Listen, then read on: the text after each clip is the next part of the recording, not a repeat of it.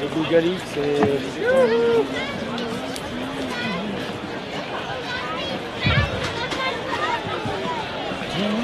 How many of you have ever seen our spirit? Oh wow, quite a few people have experienced pedal power.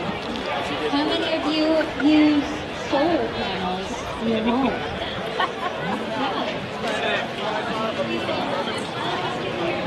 Have your activities yet? Yes, we do already. Okay, great. That's a lot. That's so cool. Yeah, they're... Making pedal power is a really great way. He's a keynote. What's a keynote? The keynote is the speech someone gives that explains why everybody's there. No, I'm older.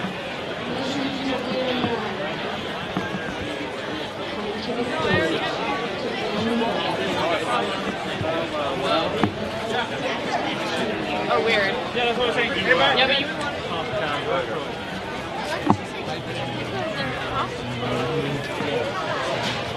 So just remember, when those bass notes start flying out, you guys are going to experience a little bit more resistance. And we're going to need you to pedal hard. So get ready. I used to play sousaphone for about a year.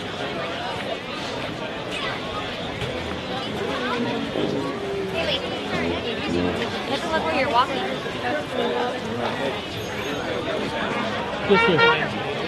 The which? The main stage. In this building right here. Thank you. Yeah.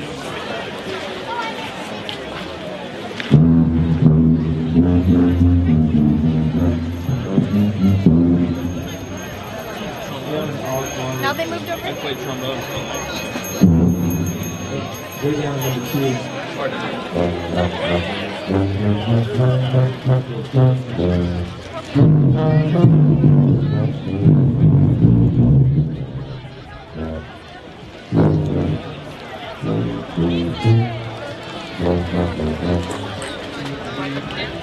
All right, you guys are in for a treat. This is Mission Delirium from the San Francisco Greater Bay Area. They're a phenomenal band bringing some crazy style drumming and horn music for you all. Give it up for Mission Delirium.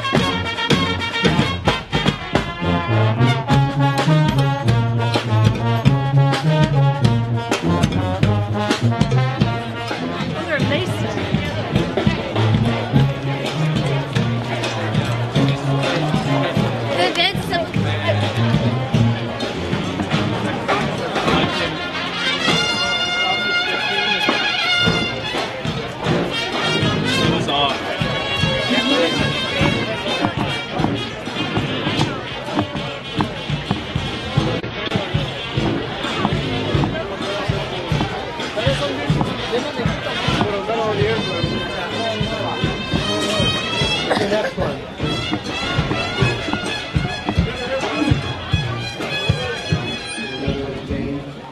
Injured in the process of doing something beyond, seriously beyond your scope. I mean, that's obviously an epic fail. But yeah, just I think the big definition would basically be giving up on something. Yeah, I'm good. Sorry. I know that each of you guys, you prolific workers. You make a ton of stuff. So the idea that failure has happened at some point. The odds are, in a really broad sense, probably. But from the definition that you guys are giving, maybe. Do you have any examples of how that might have happened? Yeah, well, I have. I've done some jobs in and around, client work. This is some client work where I've done. It's an epic fail that I'm thinking of is just my client's expectations weren't met, and I thought I might have met them, but I didn't, and they weren't happy with the finished result. And I made a whole series of cabinets in metal and glass, and it was beyond my skill set. But I didn't know that till I was way into it at the time, and it was beyond my scope of the space in my shop. It was much bigger than I needed, much more room. I was able to give the job in. The client wasn't 100% happy. Like I said, expectations weren't met. And so we compromised, and I talked a little bit about this with Mark in New York last year. But ultimately, they were happy because I didn't charge them the full price. So they were okay, and I was okay with it. But ultimately, when I think of epic fails as far as work goes, that's one that kind of sticks in my mind. And it's the kind of thing that I always think that someday I'll make that better. But me and the client haven't talked. We're not in a fight. We just both went our separate ways. But that was a tough one for me. Because, like I said, I just didn't meet the client's expectations. So for me, that's very difficult. Because I always want to be able to do that. It's funny to hear you say that it was beyond your skill set. So there's you guys who are familiar with Jimmy DiResta and seeing his video and seeing his work. What would be beyond your skill set? Well, thank you. Well, you know what? There was a couple of things that I designed and solutions that I resolved that, in hindsight, weren't the best solutions.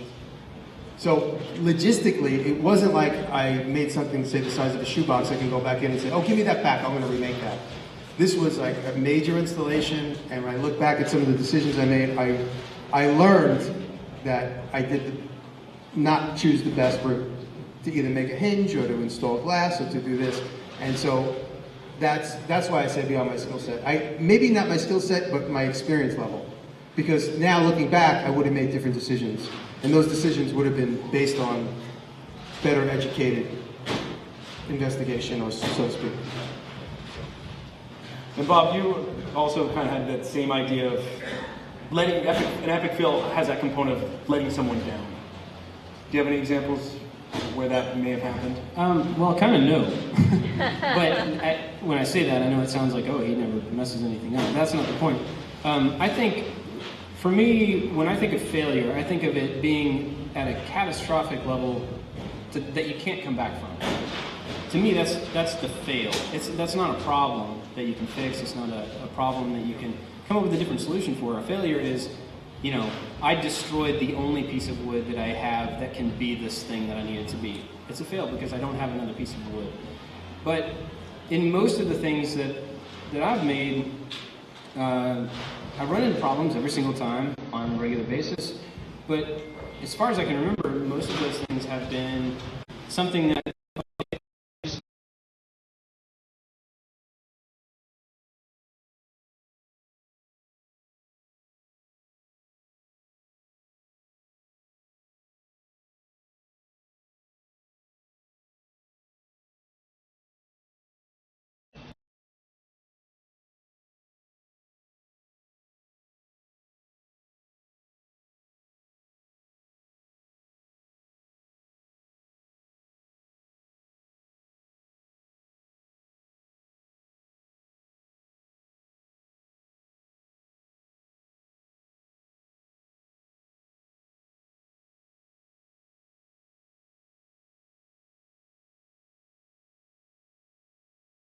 fails, not that I'm better than anybody, but I tend to put my in positions where what I do is not going to be an epic fail, right? I mean, for what I do, I choose to make a project and I make a video about that project and I put it online. I don't have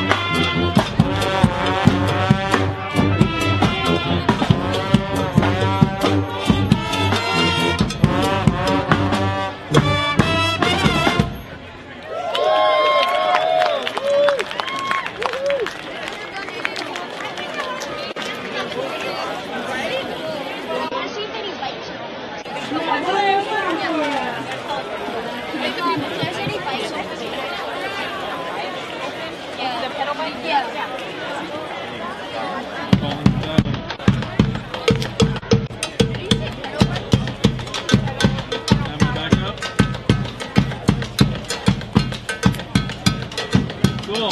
Hi again.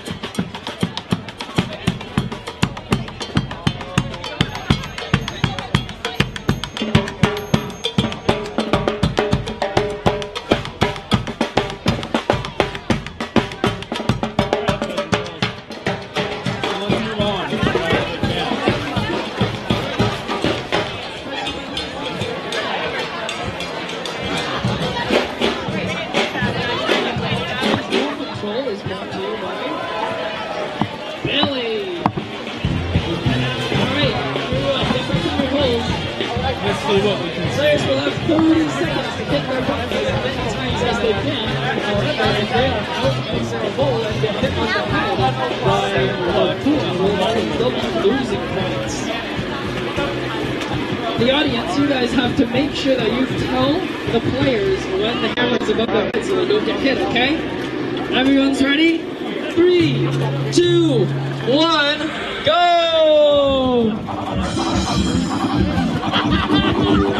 Alright, that's not allowed. We're gonna have to come Alright. Looks like this is a bit of a ridiculous game that we're having. Well, it's okay. We're only thinking outside the box here at the Maker Faire. And game! That is a record-setting 1,450 points across the board. Thanks everyone for playing. Remember to take your buttons home and put them in your own engineering projects. If you want to play, this game starts with all ages.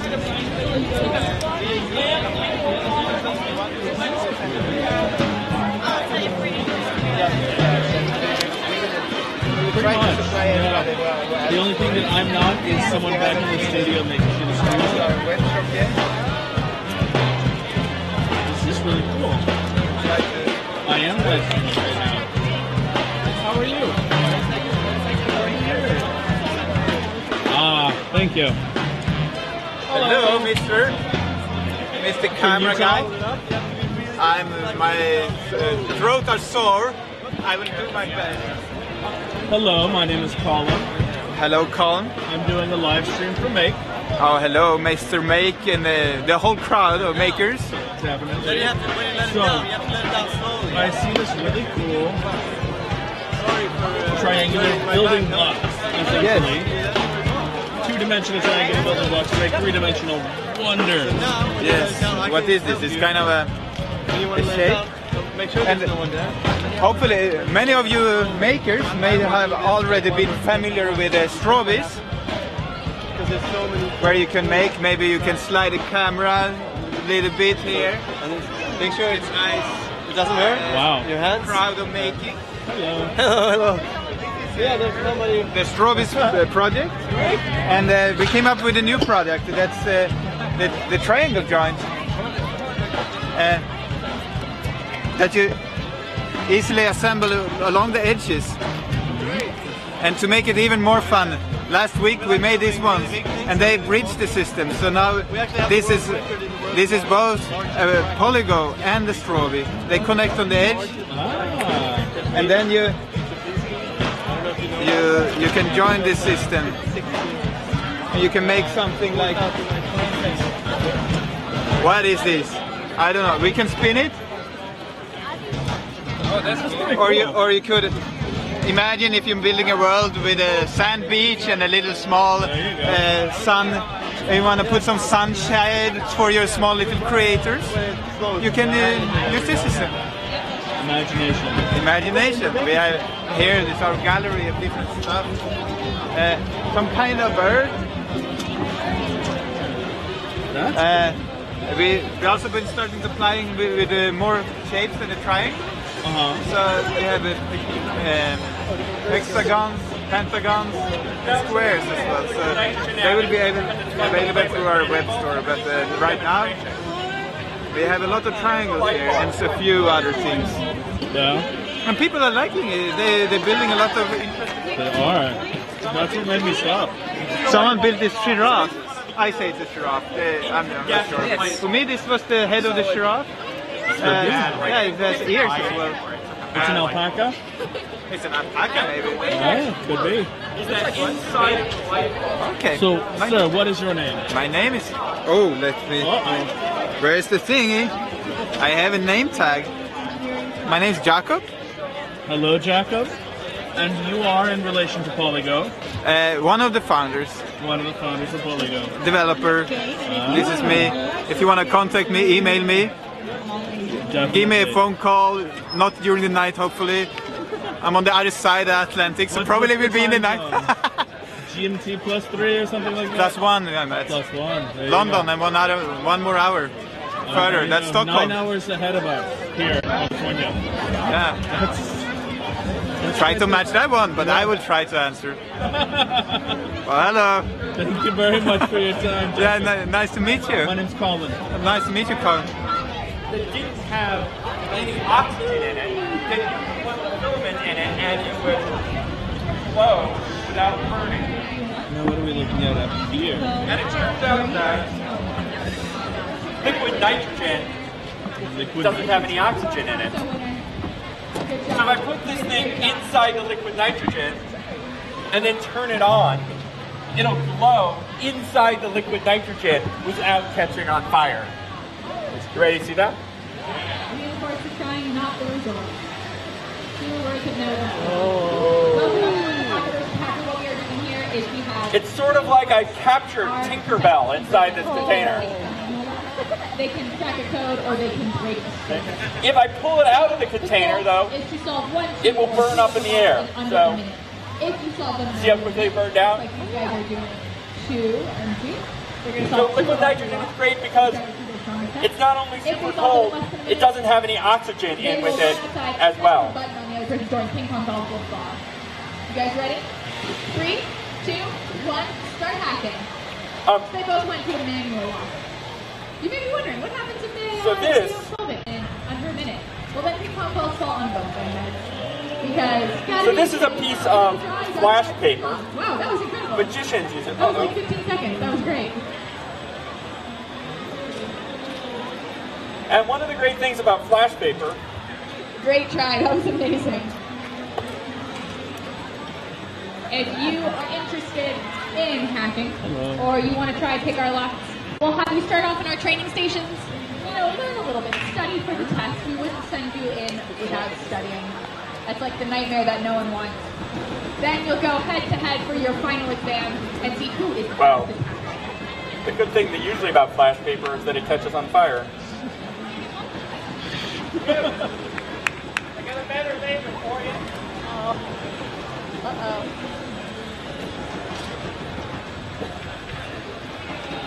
Currently at the tech, we have lots of really interesting things. What color is it? We have social robots where you can build your own robot. We have anything for earthquakes, where you can build a building to withstand an earthquake. And we have our open design series. Mateo is going to show me his laser. It's 3.5 watts. That makes it 7 times more powerful than mine. Wow. Oh, you're burning my table. All 3. This is our hardest enjoy that. level. All 3 locks in Wow, under a it burns minute. it so fast it can't catch on fire. Right. Go ahead and give it a try in 3, 2, 1. Thank you. Mateo. Wait, don't go anywhere. Our contestant on the right is starting off with the I'd like to pop this inside balloon without popping the outside balloon. Do you think your laser can do that? Looks like our contestant on the left has picked his first lock. Whoa! He tried to break a circuit, but the car alarm went off instead. I will talk to you later. There's high school. Are you a reporter? I'm here doing a live stream with Make. Okay. I'm happy to see high schoolers. Yeah, there are 3 high school freshmen in archery, in the ball making, and mail, chainmail at the end. Sure. Thank you.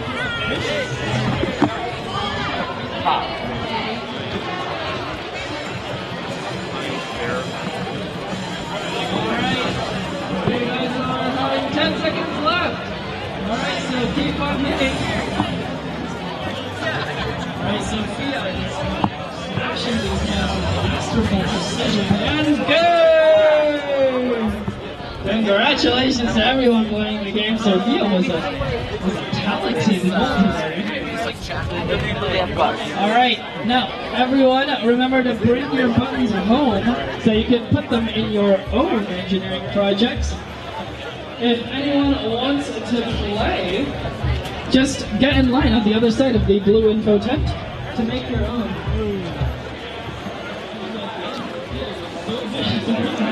I was told there'd be an archery over here. You bring grand practice with this, did you?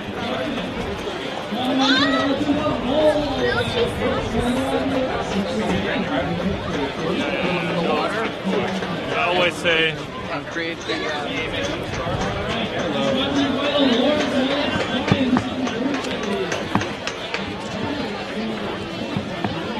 affirmative arts. I want to see this. There they are. Whoa! My microphone just attacked me. Let's go ahead and fix that.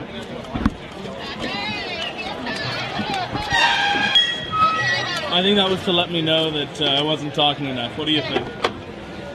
So here we found this booth that I was looking for that I think would be interesting.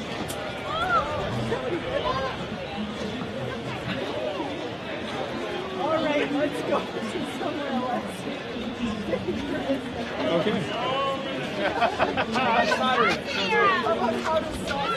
Yes? Oh, there you are. Yeah, so the concept was inside a log. When you look at a key looks like this. So it has a top flat edge that has the teeth underneath it. So inside a lock is a series of pins. So when you're picking a lock, what you're doing is you're moving the pick, and actually this is probably a better template. You're moving the pick inside, and you're trying to depress those pins into whatever the lock is keyed to. So they go up and down, so you're trying to get it at the level at which the lock is going to key to. So with these locks, because they're cheap and they're easy to demonstrate, you take this guy, which is a tension bar, put it on the top, put a little tension on it, and then you take the rake, which is what this guy's called, and you're basically kind of putting that in, pushing down, and as you free up a pin, the lock will turn.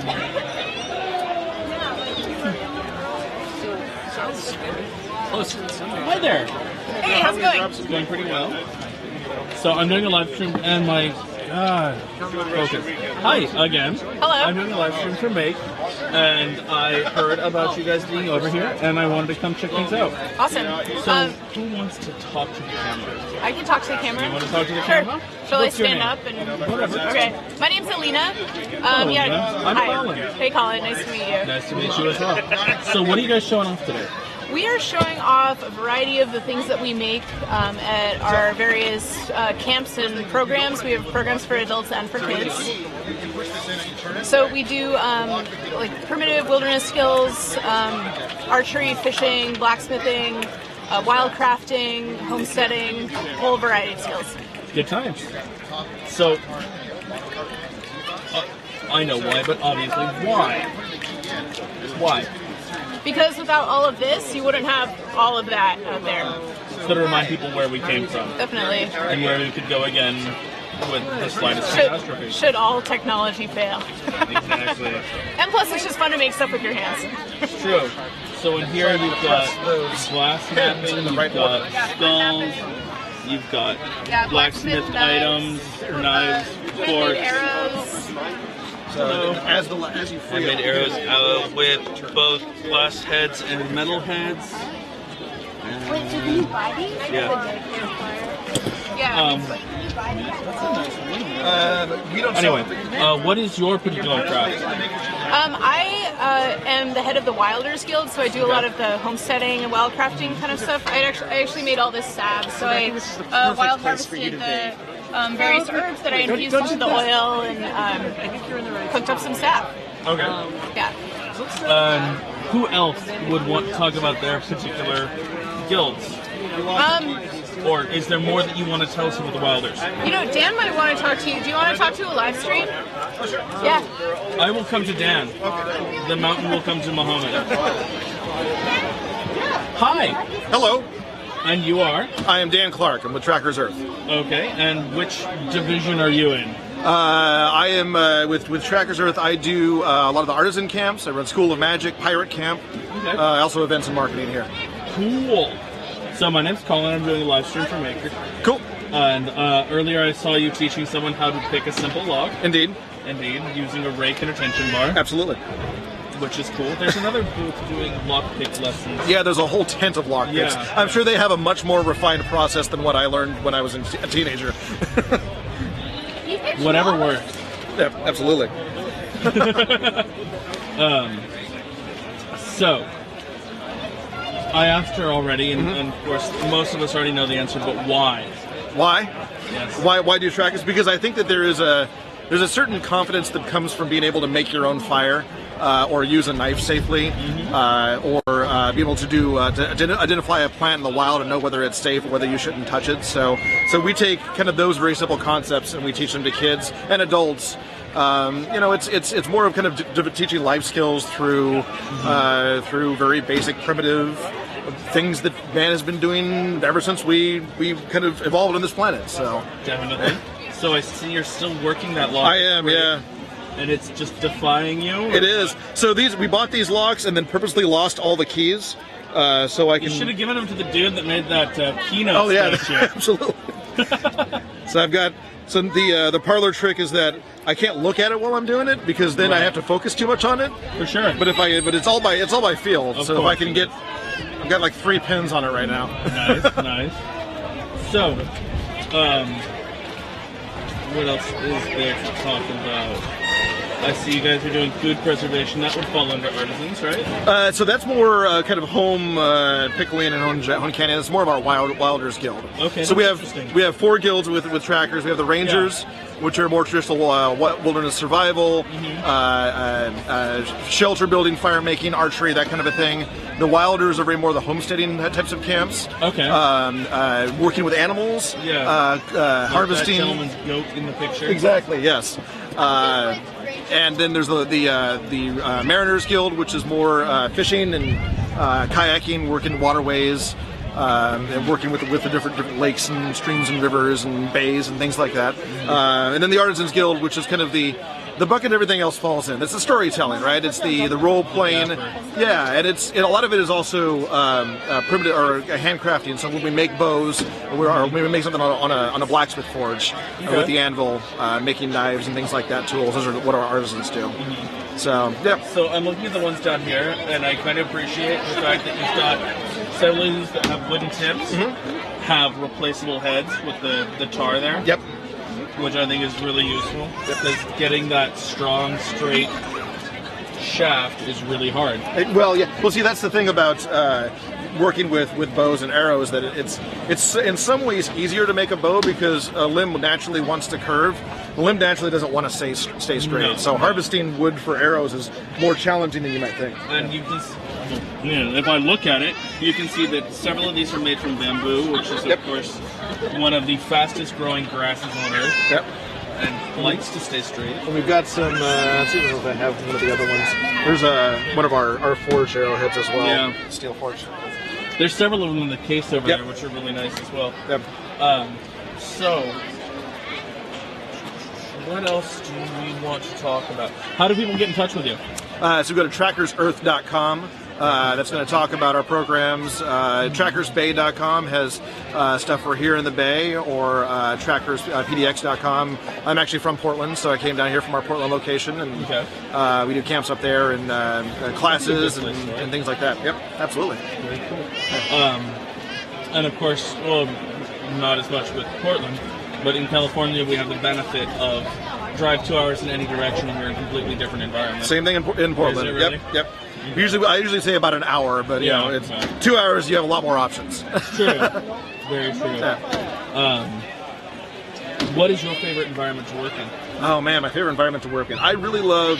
So I actually don't get a lot of time to come out, an opportunity to go out to the coast, go out to the beach. In Portland, we're about 2 hours away from the ocean. So when I get the opportunity to go out and work on the coast, that's kind of my favorite environment. If I had the sandbox to play in, that's where I would play. Yeah. No pun intended, but I'm probably more comfortable. You should intend it next time. Pun intended. Yes. Probably more comfortable in high mountain desert. Yeah. Interesting. Yeah. I hate the dry air. I get terrible nosebleeds. Yeah. That's kind of where I cut my teeth when I was a teenager and Boy Scouts and things like that. So going on backpacking trips and camping trips and hunting and fishing and things like that. And far eastern Oregon. Okay, cool. Well, thank you very much. I was defeated by this lock. You that's lost. Fine. Yeah, well, this is not lock. I will fail even more spectacularly. Okay. This is not lock picking camp. So we have a secret agent camp where we teach kids how to lock pick. Yeah. Yeah. That sounds fun. It is. So the live stream just continues all day long. Yeah. 24 as long hours. as I am standing here, the live stream continues.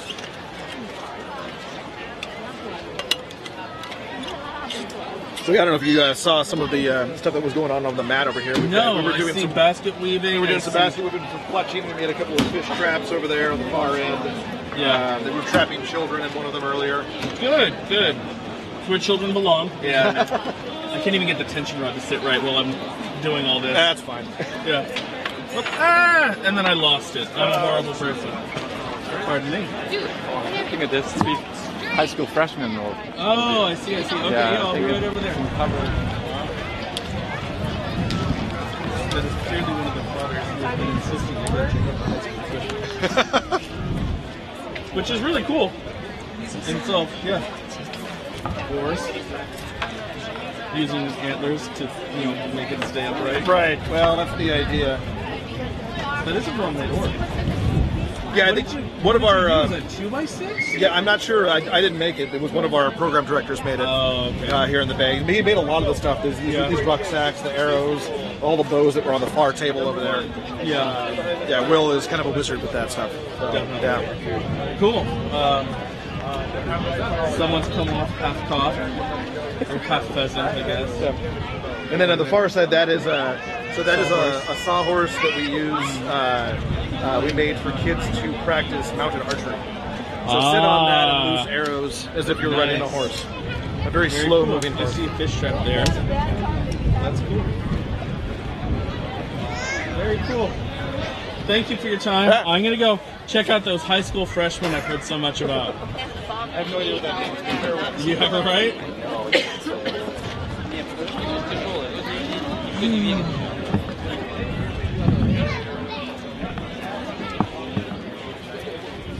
Wow. Yeah, there's like black mountains. Hey guys. Hello. So I'm doing a live stream for Make, and it was hinted strongly that I should come check you guys out. As being high school freshmen, apparently. Yeah. So I see you're making mail. I see you've got bows. Are you using anodized wire? We anodized aluminum for the mail. These ones are not anodized, but it's still aluminum. Yeah, of course. We have some packages that we haven't opened yet. Anodized. We may work on these. You're not twisting your own though? Well, we have the materials. These ones are made out of ones that we've made by ourselves. These three. Cool. And we have all the materials to do so. Yeah, you just didn't bring your little wire. Yeah. Cool. Yeah. Where are you guys based out of? Based out of Palo Alto. We all go to Pali High School. All three of us. My mom grew up out there. She went to Yeah. A bunch of friends go to gun too. A bunch of people I know go to gun. Great school. Cool. Well, this was, of course, a couple of years that my mom went. So, you obviously are both making mail. Do you also do billiards? So, yeah. Or is that's mostly him. He's maker. He's the chainmail person, and I kind of learned from both of them. Okay. So he's cool. Well, then I'm going to have to go check that guy out. Thank you. These are all...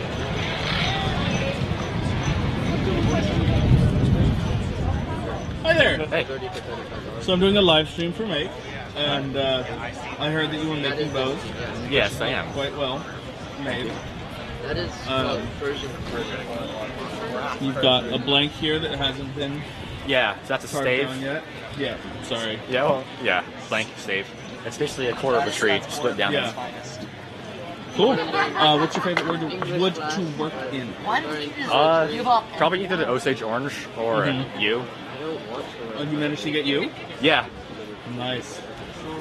That stuff's hard to come by. It is, and it's expensive. Yes. Well, it's protected because, anyway. Yeah. I know a lot of stuff about a lot of random stuff. I happen to know someone who knows what the bowyer for Buckingham Palace, or at least the guy who used to be the bowyer for Buckingham Palace. The guy gets to chop down, I think, 2 trees a year. 2 Italian yews. Yeah. Crazy world, right? Yeah. Sorry, I'm listening on the radio. So, how did you get into making bows? I honestly couldn't really answer that question. Like, you just one day you picked up a piece of wood and put a string on it? So I started archery and I liked it, but I wanted to make my own bow, and I guess that's kind of how it started. And once I made one, I wanted to make more. What's your pull? My draw, well, so for target shooting, I shoot like 45, 50-ish. This bow here is 55 pounds. Okay. But then some of the other bows I make just for the heck of it. Like this is a replica of a medieval war bow. Yeah. English war bow, and it's close to 110 pounds draw weight.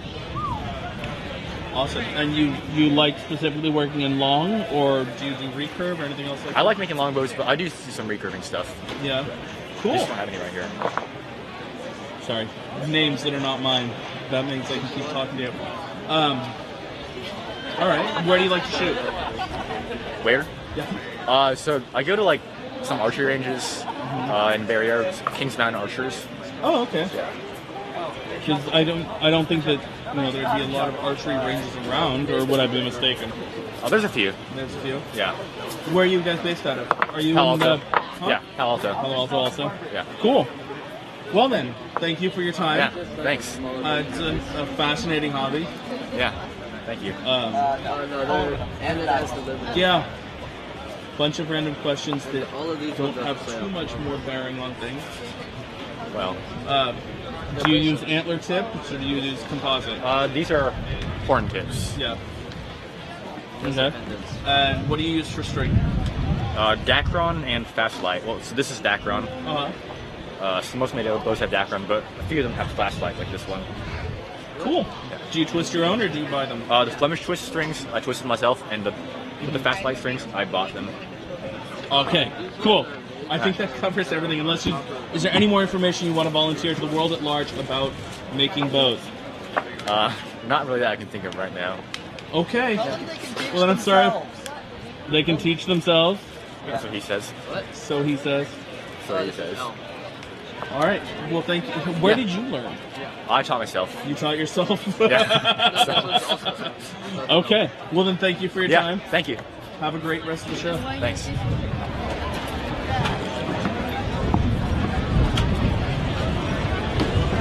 Anyway, that was kind of cool.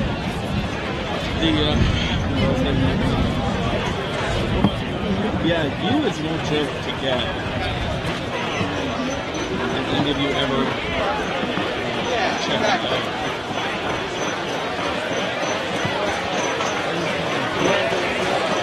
Rescuing, designing, materials, creative, reuse.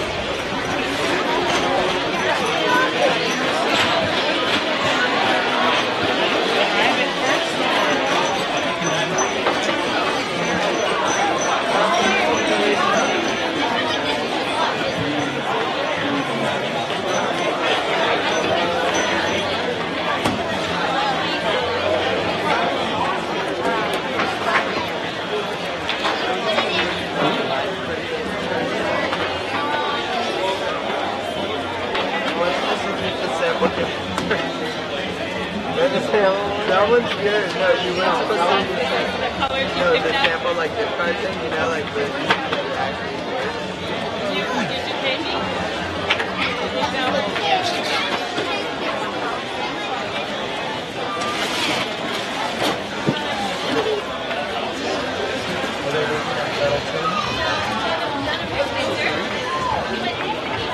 Hi.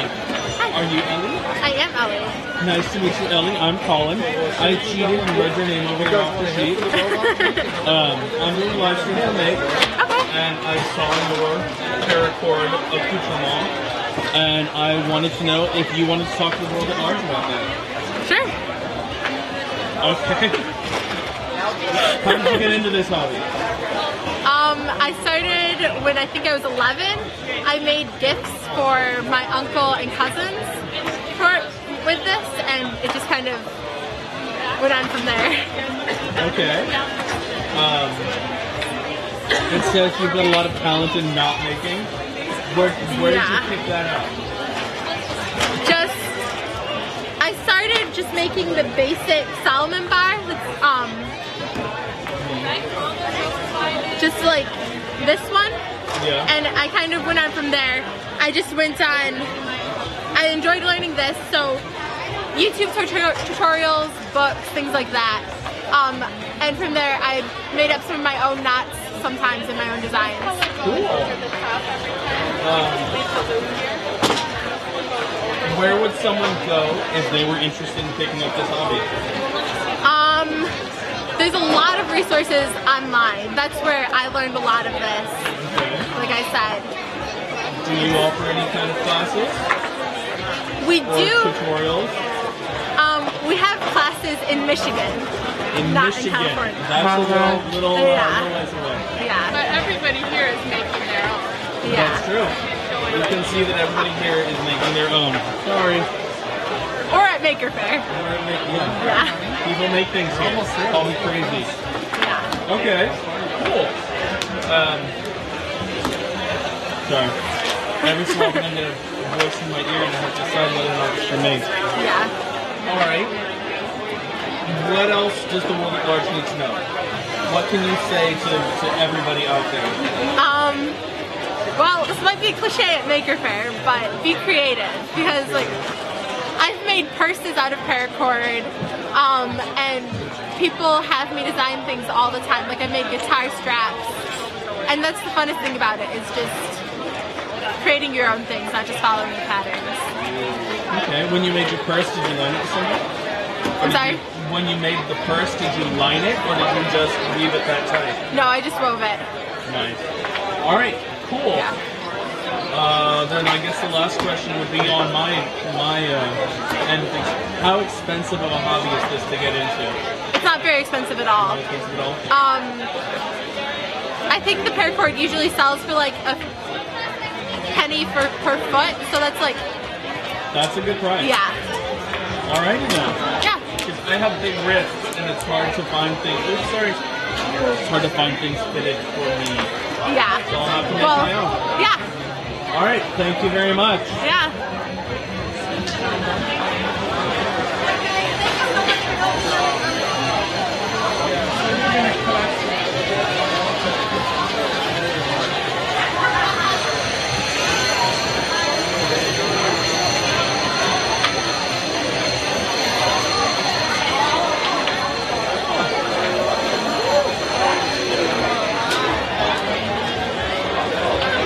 Kind of cool.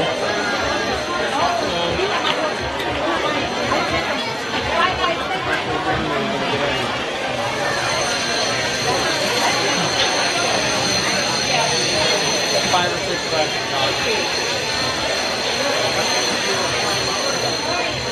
There you go.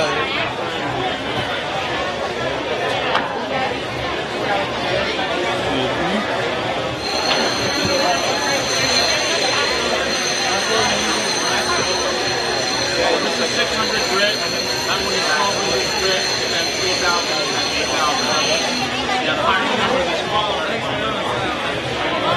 I can be a kid! I know, police mail.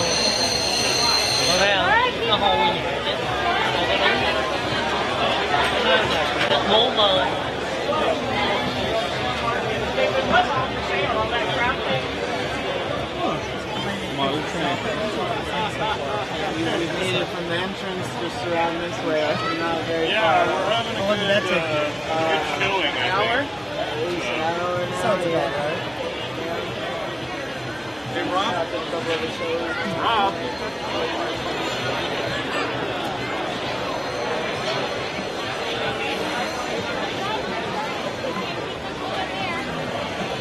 Okay, we're all done. I think we finish this one off too. What do you think?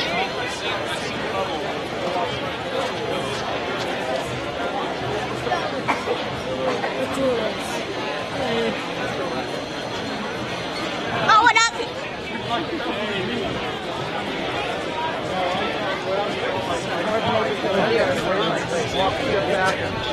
Look around, talk about the I'll do it once. Oh yeah, so now look at that thing again. You know that thing in that place? You know the one, right? Let's go check it out. Yeah, these look like bodies. They went to the ones past the pretzels while I was there. It's outside. For tonight. Another ice cream sounds really good right now. Hi, girls.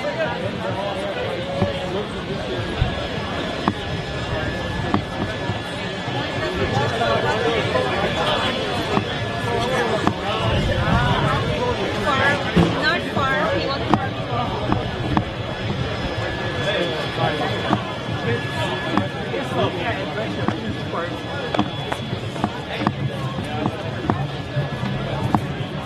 already got a lot of them.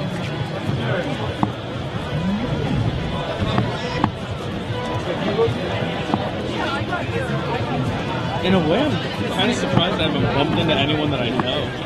It's kind of odd. What do you think? I think that dude should not be climbing that pole.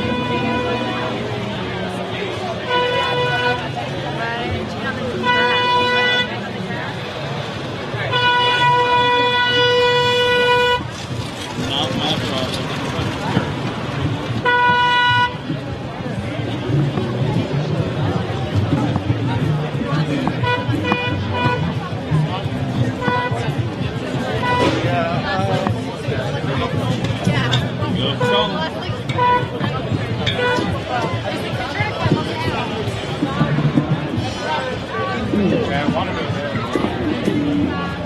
Information booth in front of Zone 3.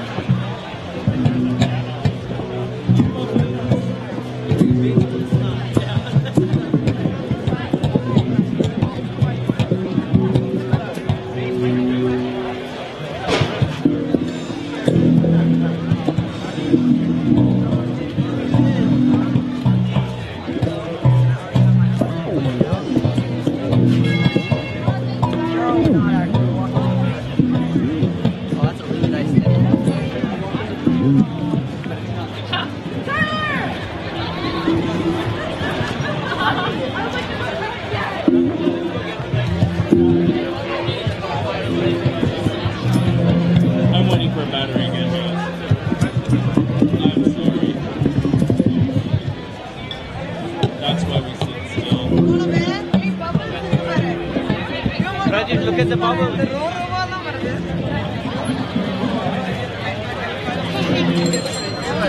Like how I think I found all the buttons. So I got another one. That one's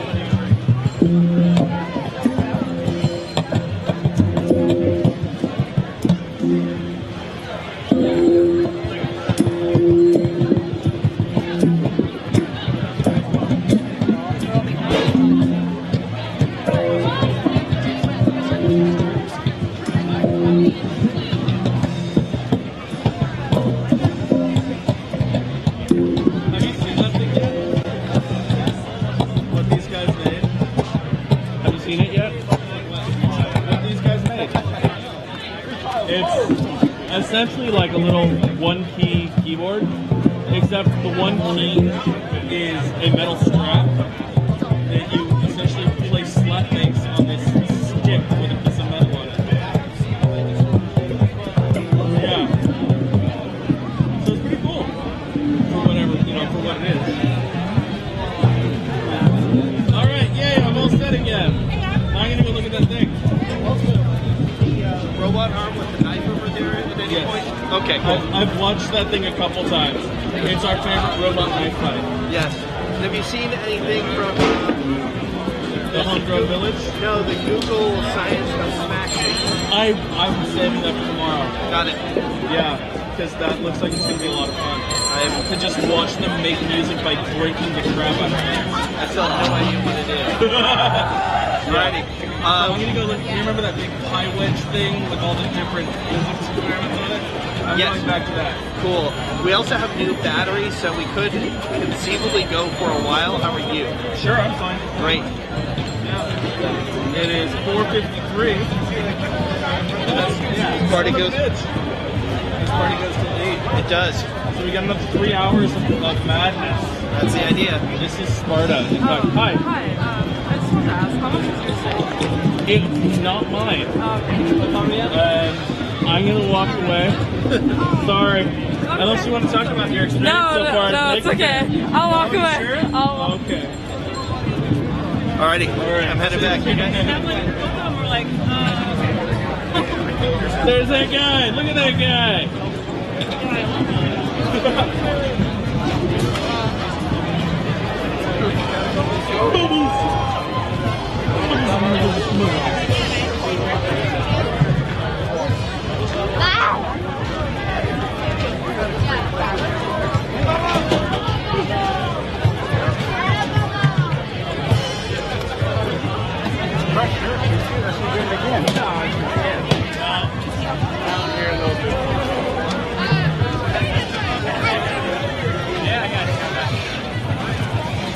So what's the robot at?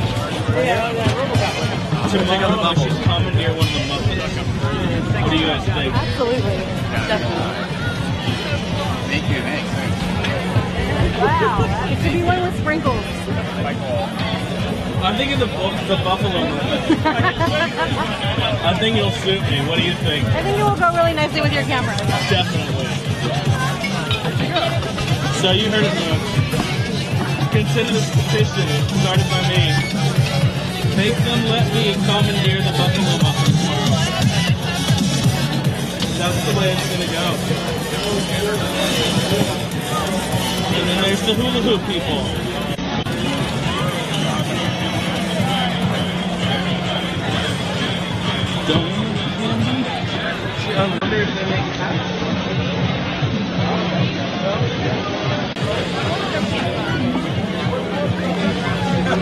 I don't know, I just came out of the building.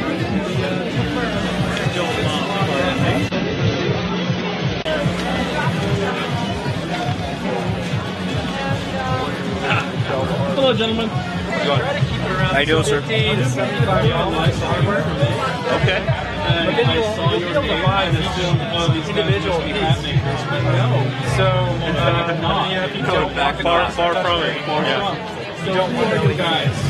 We'll let this man tell you the truth about it all. Alright. Wait till this man finishes his business. Yeah, you're good. Because this gentleman deserves the full attention. we're going to do We're kind of the cavalry friends, where these are around 100 people. their spots. So. Take our design, poke holes in it, make it. That's going to be July, and then we'll do a large crowdfunding campaign in September for the mass release. This one here looks like it's made of mass. So this one is one they brought to the Maker in Manhattan last year. Yeah, nice. September we're shooting for kind of soon as possible. So we want to hit it right at New York Maker out. So this didn't work at all when they brought it there. It was kind of show like this was the process. Yeah, exactly. And now, 8 months later. Hey, what's happening, man? So I'm doing a live stream today. Nice. And as I explained to your cohorts here, who used to be adventurers like us to Lieutenant Heroes to me, I assume from the name that you guys made hats, but obviously that's not the case. Nope, it's more of a ear, eye kind of thing. Yeah. Visual. That's right. Okay, so what are you doing here? All right, so we're building a modular Bluetooth speaker kit. Okay. It's very early, in the early stages of development. We just got our boards. We have the first assembled boards down here. Okay. You want to come down and take a look? I can give you a quick demo. So you've got your capacitive touchscreen here, and then you've got your control panel, which actually goes back here. So you've got audio in, audio out, USB, SD card, it goes right there. These guys are there so you have access to the Arduino. So we use the Arduino architecture using the chip from the Arduino Duet.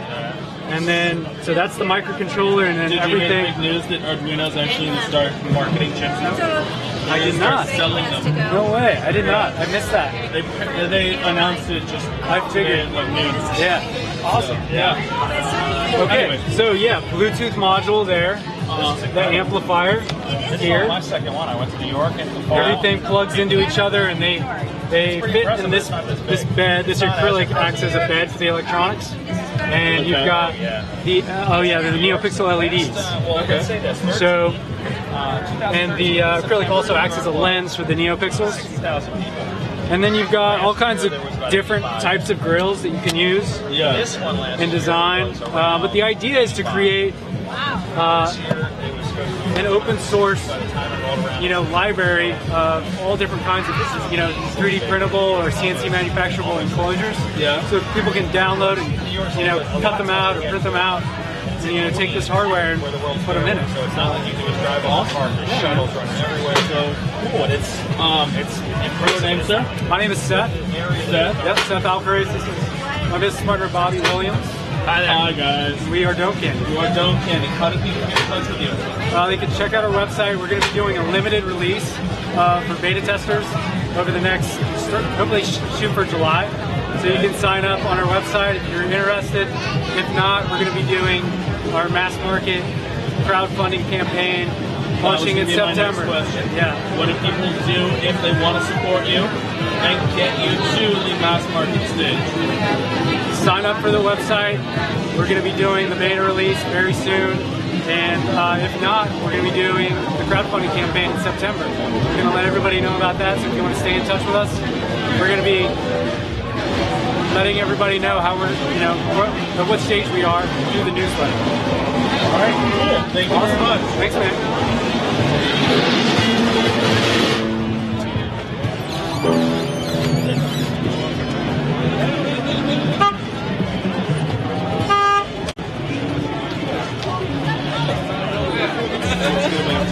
Going to building?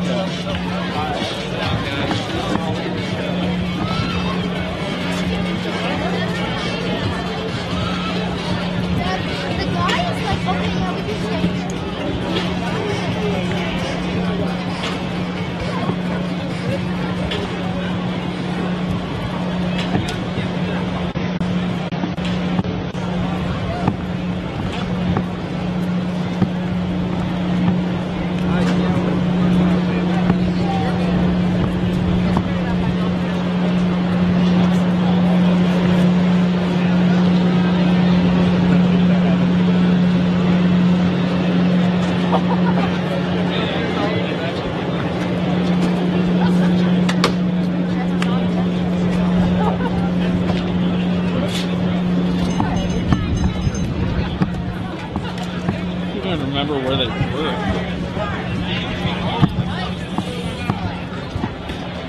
Look at those guys. There you go. All of your 6 points today. Again. Sorry, everybody.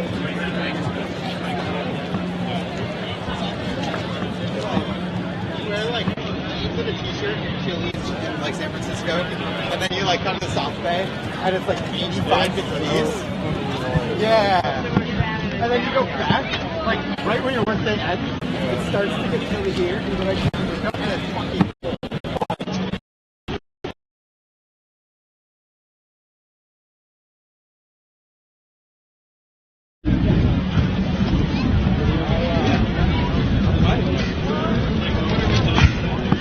Look for people in black jumpsuits.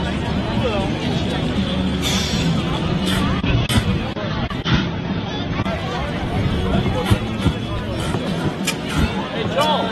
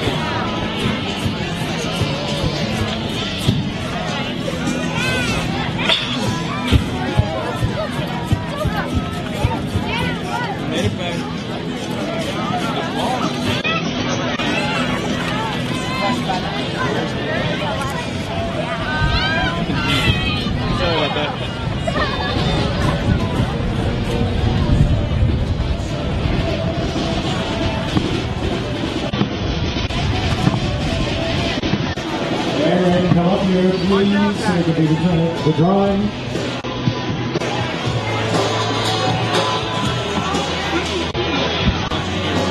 Thank you so much for coming. This is the Swap-A-Rama Rama tent here at Maker Faire 2015. This is the 10th year. 10 years of this. Can you believe it? This is so fantastic. Coming up tomorrow, we've got all sorts of presentations. We've got starting with sewing machine, basic troubleshooting, screen printing, reverse repair, soft service, open discussion about clothing and textiles,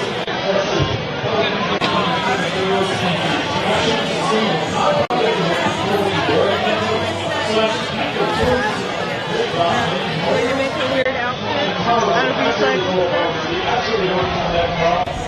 Also, a big thank you to all our sponsors. Starting off with Big Time, and Textile sponsor, the workshop.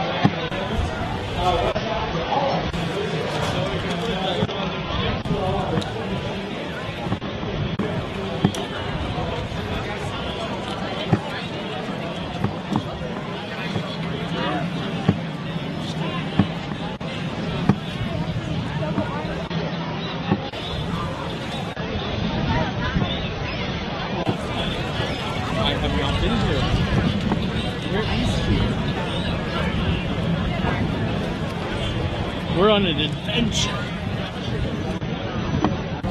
So, I see a train. This is kind of cool. Maybe I'm in the steampunk section. There's a steampunk section, by the way. I didn't know.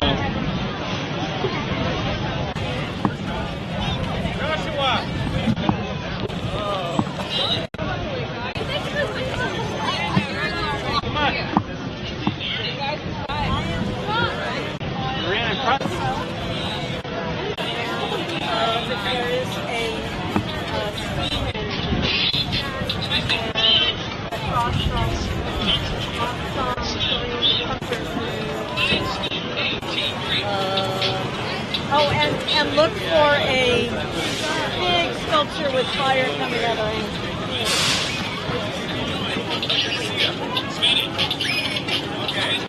Do that. Awesome. Oh yeah? Yeah, they're using a very old printing press back in Ohio. Cool.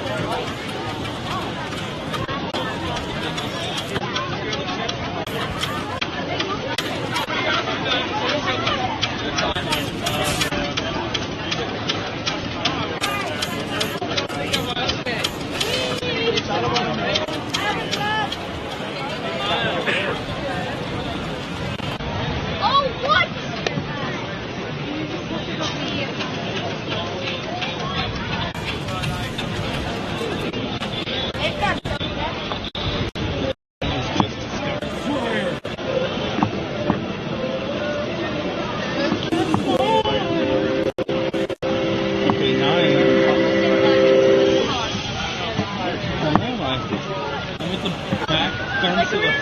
Step back a little bit and hire other people the weekend.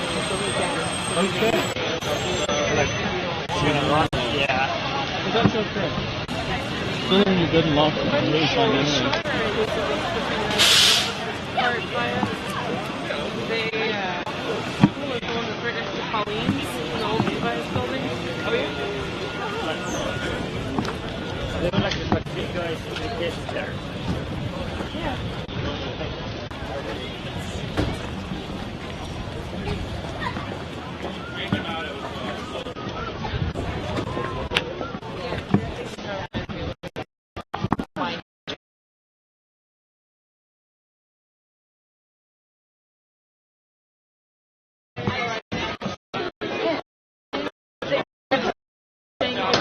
Oh, no, I just want to do some Talking about movies and everything. So I was talking to her.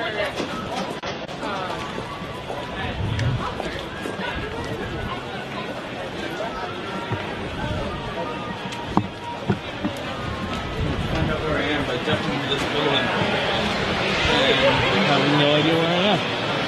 Okay, cool. That means I've not been here before. Which means I should be here now. Someone take me around. In this giant, hot building.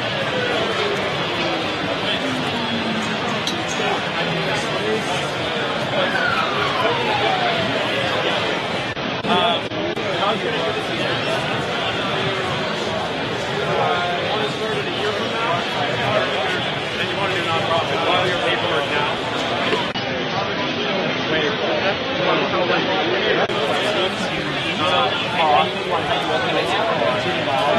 For example, I've always wondered why alcohol is very strong.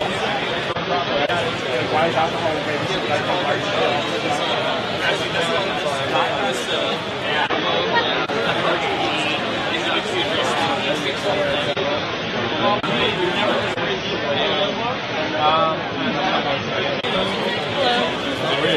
Good, how are you doing? So I'm doing a live stream for May, and I got lost and found myself in this building. So, you know, why not, right? There you go. What are your names? Sam Love. Caitlin Cron. And who are you guys here representing? We're with the Makerspace at Digiland. Okay, So, and where is that? it's in Pullman, Washington, where Washington State University is. Okay. Yeah. So we're both students at Washington State University. In what major? Electrical engineering. Yeah, electrical engineering. Hence the giant circuit board back here. Exactly. It's our breadboard wall. So our breadboard wall. Breadboard. Yeah. So people can come up and grab a kit. There's so many files. And what is your guarantee you're going to have like six and Not all of like there's the I'll build something cute. Well, all you gotta do is just wrap it around. Well, maybe the inside.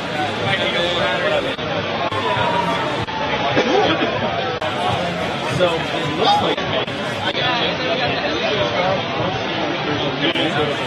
that's cool. Anybody that plays this Make game and thinks it's super cool can go online and just make their own. So, as I mentioned, I got lost and wound up here. Is this like a lot of the school stuff? Is in this building? No, this is more just people just showing off stuff that they've made. So. Okay. I think it's like a lot of companies. So this section is Makerspaces. Okay. We're a Makerspace, so we're in the Makerspace section. All right. Cool. Well, thank you. Thanks for stopping by. Where I am. Thank you.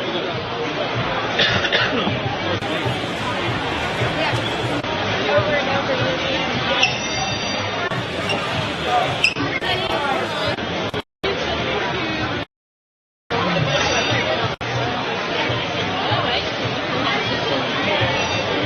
Try again.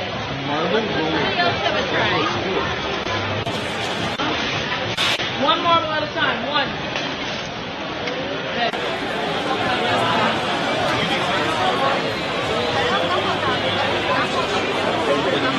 Yeah, a little brother. You don't like mine? Tiny one?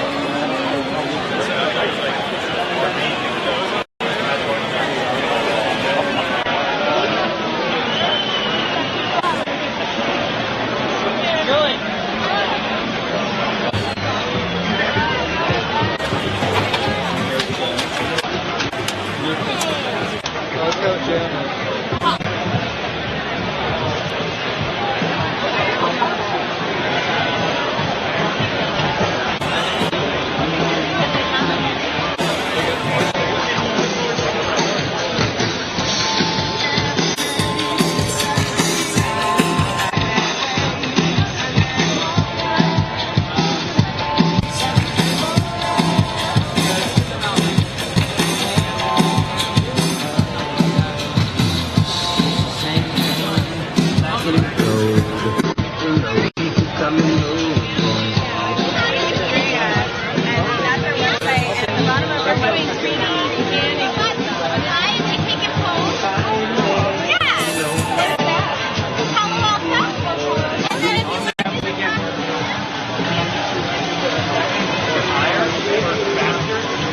It'll reduce the blur, and you'll be able to see a clearer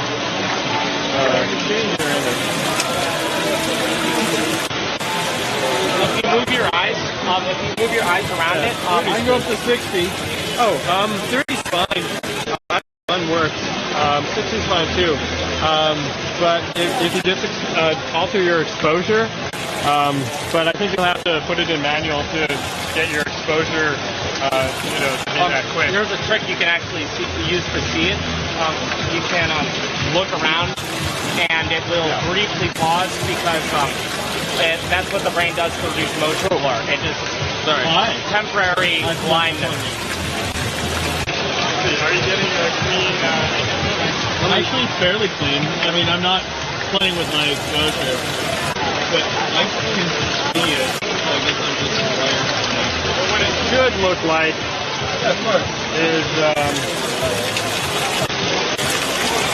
is something like that. Yeah. And if I play a video of it, that's pretty clear. Like that. Do you have it filtered to just red? Is that how you? This is just a red. No, I mean, do you have that filtered to red? No, I don't. So, that looks weird. Talking about what you've done. Yeah. What is your name? Dominic. Say again? Dominic. Dominic. Okay, sorry. Yeah. And what have you done? So, what are you responsible for? I've created a very whimsical music visualizer that stream of water that's modulated by a couple of subwoofers. They physically move the nozzle to change the angle that the water flows out at. It creates that effect. But then I have some LEDs that are not yet hooked up. This is just a band-aid measure to get a simple idea of what it's going to do. But ideally what I want to do is to create a spiral and then have RGB lights that strobe such that you see a triple helix where each of the legs of it are a little bit out of phase with each other and each a separate color. And I will also have this be a little bit better music visualizer. Just the analog music signal is fed straight into the subwoofers. And then we have this Arduino that will eventually have some software on it that can, do an FFT transform on the music and, analyze the frequency content and strobe the LEDs with the frequency of the music or with the baseline, whatever, to create this wagon wheel effect of the stream of water moving upwards slowly or downwards slowly or what have you. That's really interesting. Freaking awesome. Thank you very much. Okay. What else are you doing? I work with audio for a living. So I like weird novel ways of visualizing music. I also, well, both. But I was thinking, I may as well spend a little more time and do this. It's going to be indoors and probably when the kids go to the rooms too. Hopefully I'll get this running by the end of the day. Definitely by tomorrow. Maybe not RGB, but at least like a clear beat pattern in the water. So if you're here tomorrow, come by and I will be around. Awesome. Thanks for your time. And I will see if I can merge back onto the freeway. Okay.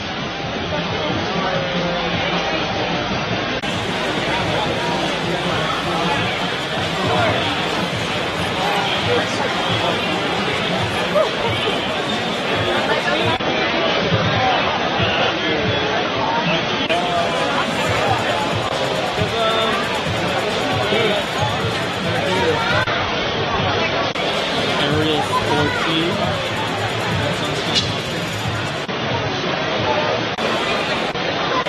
There's the massive one.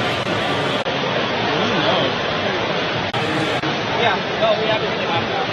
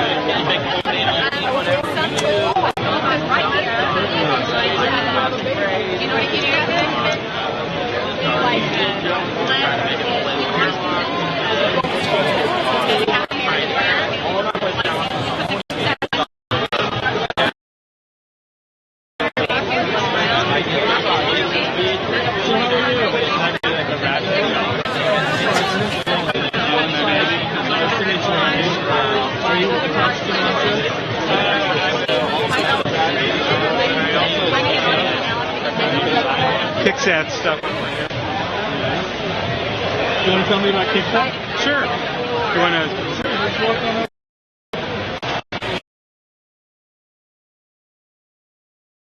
I'm doing a live stream for May. Okay. And that's why I'm wandering around trying to get in people's faces. All right. So, tell me about Kickstart. So Kickstart was for space. Okay. Started with a graduate student from the university. His goal was to make the smallest satellite and deploy it into space. Okay. So the net result was to develop the KickSat hardware. The KickSat hardware was then actually launched into space. It was also taken up on the space shuttle to the ISS in a demonstration mission. Okay. And currently we're working on another deployment of the KickSat chipsat from the ISS. Yeah. Cool.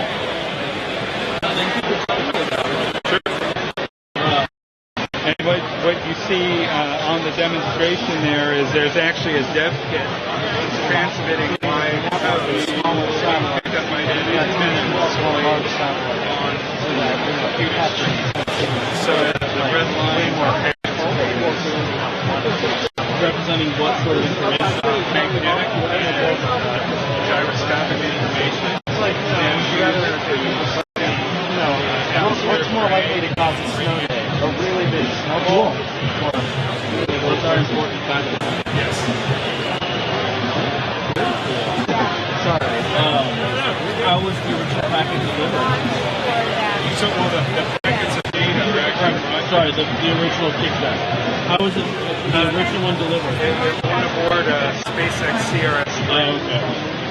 Really, so they had multiple deployments of KickSats, and this was one of the KickSats. The guy didn't have to, like, get his own rocket from space. It's a little hard to come by. Yeah. So I've got to keep a close eye on that stuff. Yes. Also, the government is good at providing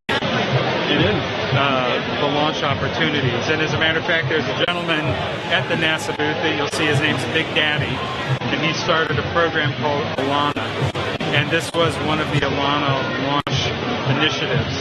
Cool. So that enables you to get a launch at essentially almost zero cost, which is another advantage when you do a space project. Well, then I'm going to have to try to meet with you. Okay. Thank you for your time, sir. Thank you.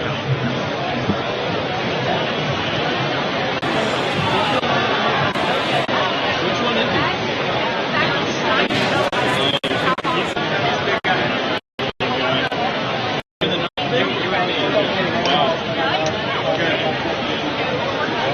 Cool. I'll just get the force my way in and stop being so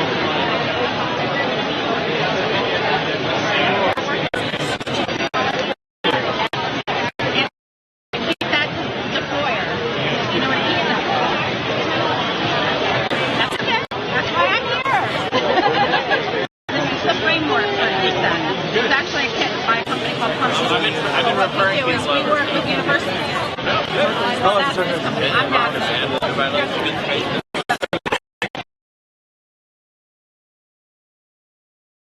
I'm universities like Cal Poly. They build them and we launch them. And Cal Poly actually, like I said, came up with this idea and built it. So we launched it. Hi. No, it's good. Hey, how are you? Doing pretty good. Sam, was it? Steve. He's Sam. Sam, would you rather do this? This is the make guy. There's Sam. He likes to do this stuff, so he'll do it if you'd rather have Sam. No preference. predisposition.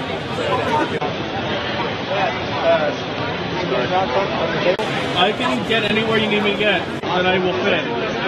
He's our national spokesman. Oh my. Alright, then I'm gonna go this way. We started a company called Tyvek.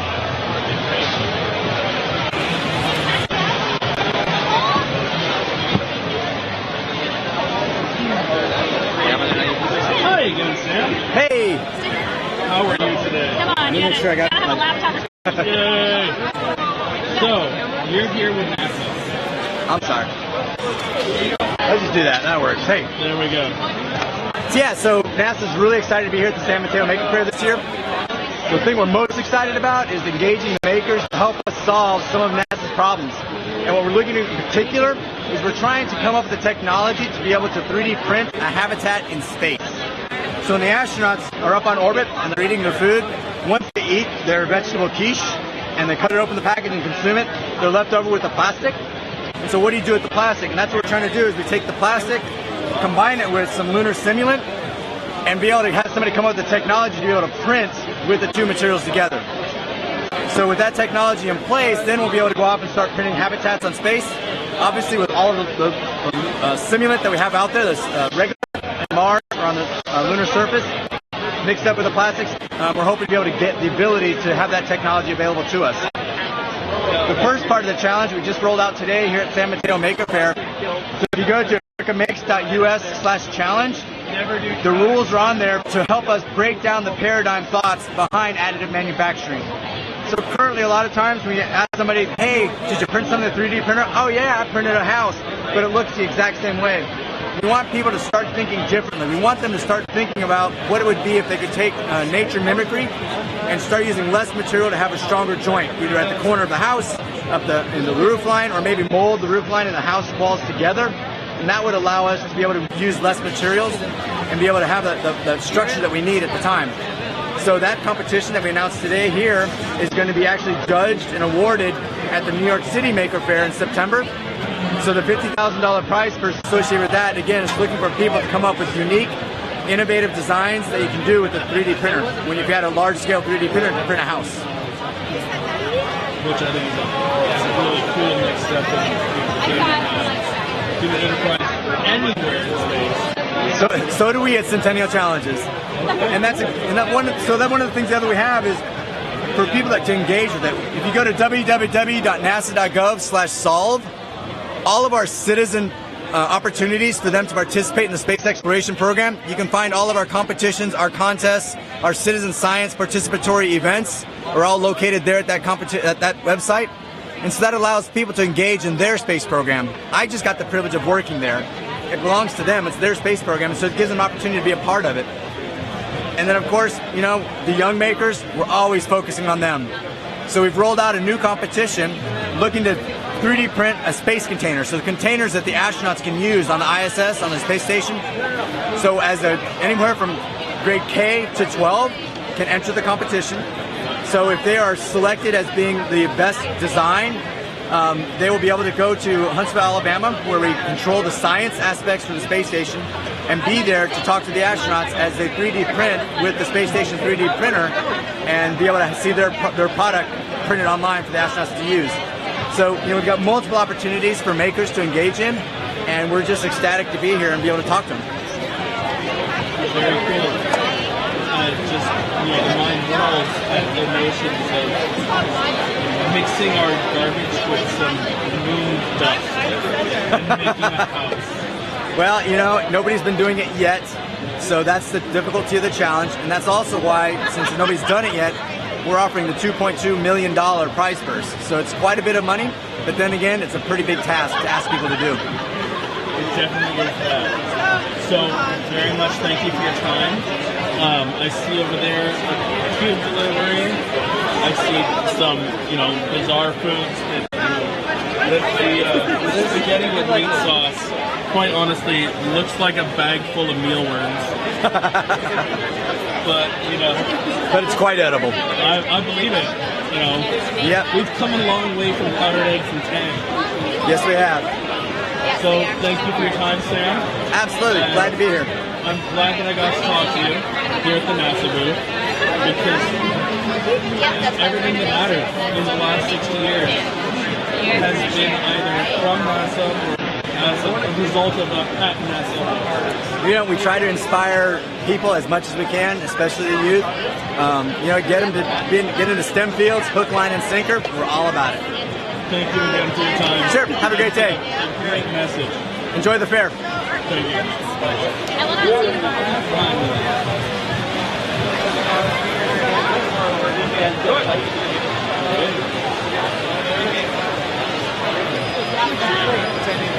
Let's go.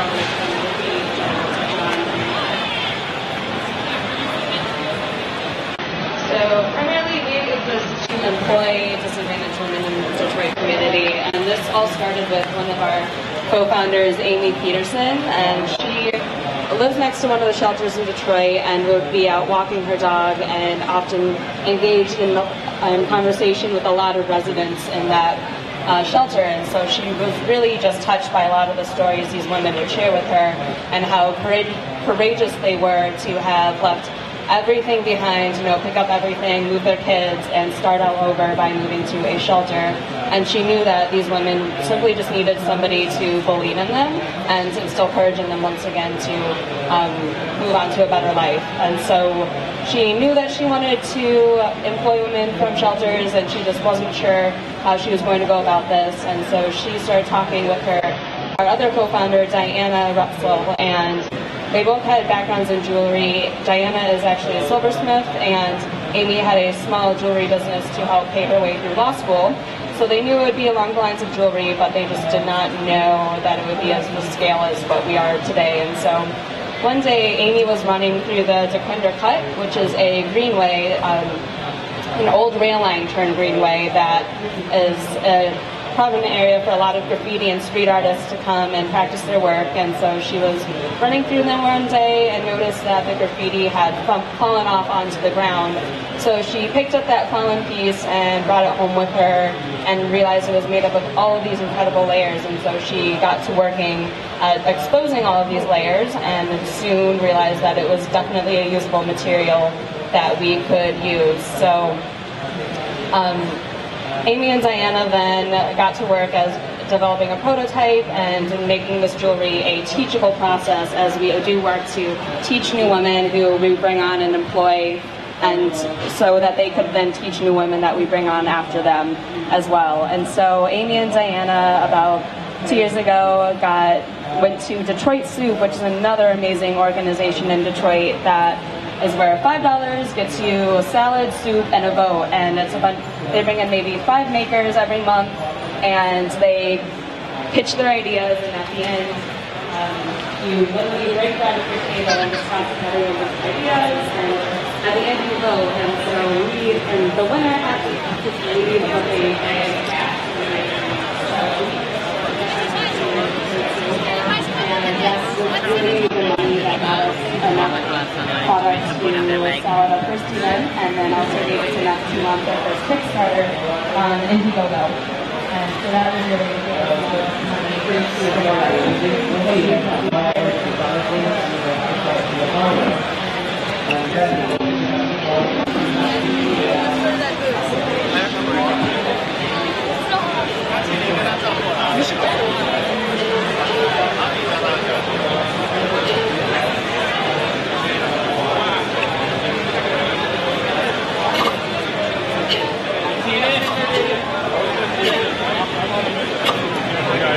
looking for us over here somewhere. I see it.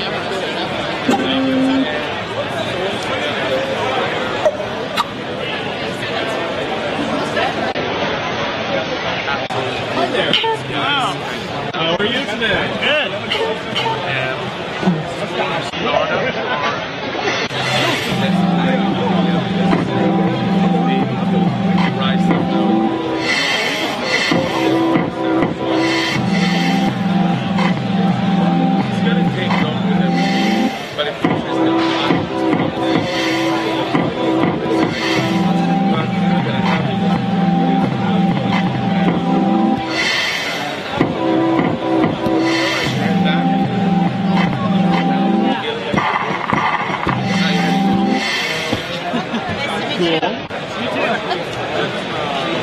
So, sir, what's your name?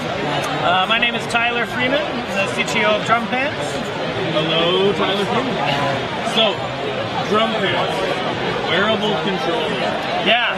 What is this device of yours? So you take these strips here, and they're made out of Velcro, so you can actually just attach them to any part of your clothing. And then you just have a drum set always on you wherever you go. Literally on you. Exactly. Yeah. Awesome. What was the inspiration? Well, one of my friends are drummers, and we're always just tapping on our bodies anyway, so might as well make a real instrument out of it. As opposed to the original instrument. Yeah. Well, it's funny because we actually had a drummer who wore the drum pants, but also played an acoustic drum set. So he was playing the drum set, but then he would hit his lap and trigger these visuals and sounds while he was playing drum set. So you can augment your traditional instruments as well. How do people find you? You can visit us at drumpants.com. Okay. Have an Indiegogo wing. We do. Drum Pants 2.0 open source. Yeah, we just open sourced all our code. It's Arduino compatible, so you can actually upload your own code to it or modify ours if you want to add features. And it's Bluetooth, so it can connect to your iPhone, your Android, or your laptop. Very cool. Thank you very much for your time. Thank you. And for that impromptu lovely song.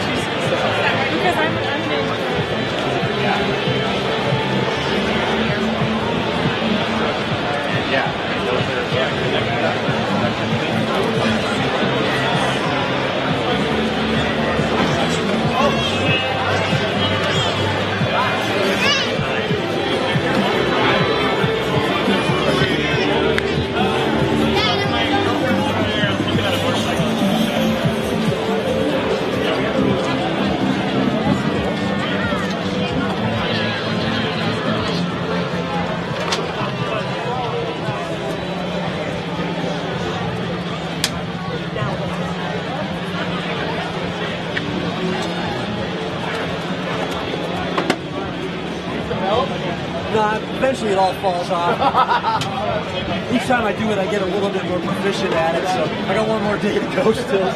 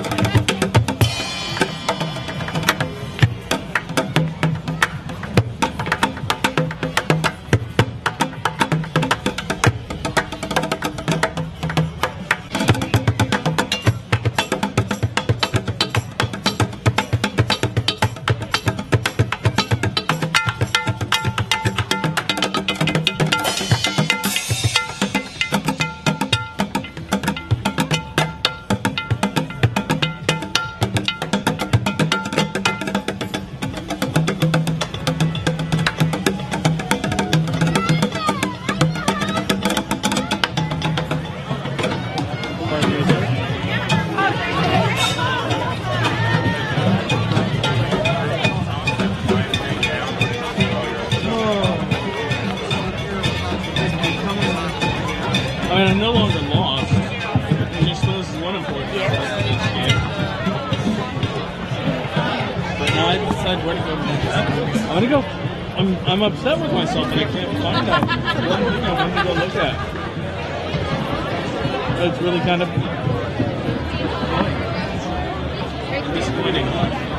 20 minutes. 3D printing something here? Yeah, it's right there. They're doing it. It's right there. That's the pen. Jessica and Terry are in the pen.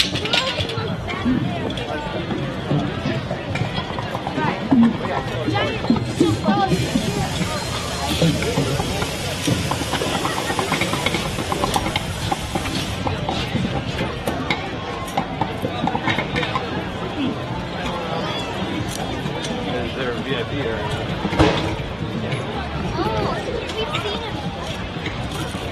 Oh, this is really neat for a homegrown village.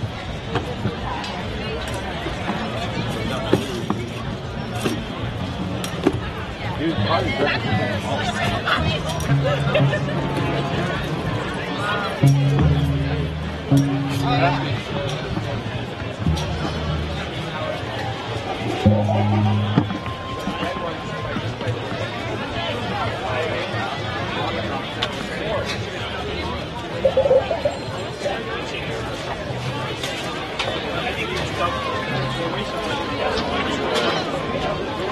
South or whatever. It's just your driving. That's cool.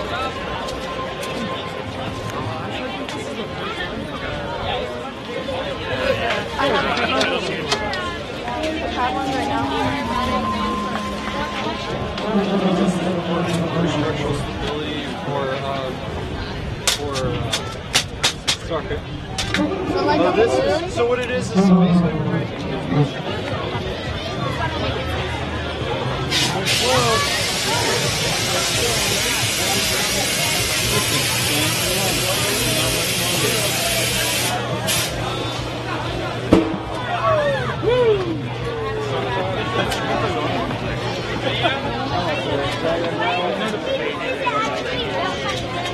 I'm not sure if it's broken or not.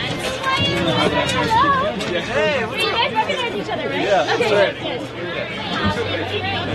How do you start them together?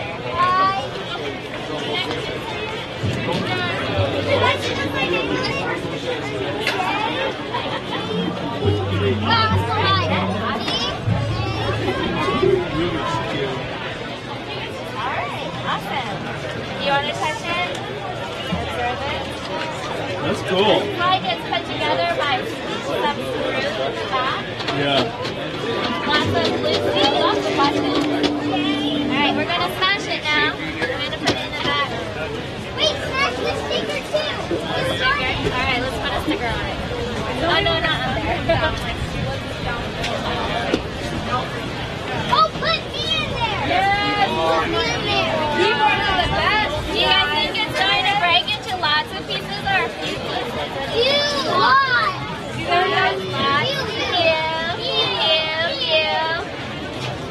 Few. Alright, let's see what happens. Do you think that the lighters are going to stay on, or do you think they're going to pop off? I don't know. You don't know? Stay on. Stay on? Alright, looks like we'll see what happens.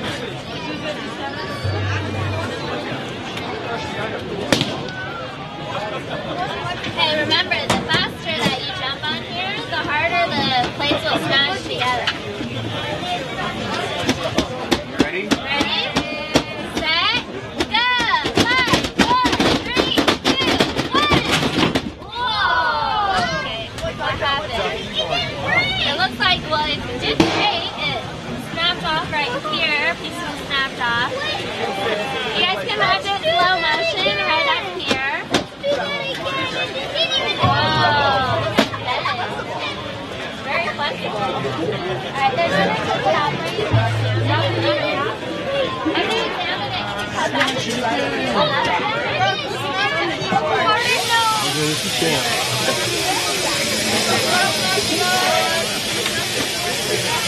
Whatever. Why are we? I smashed the piece in the frosty snowman.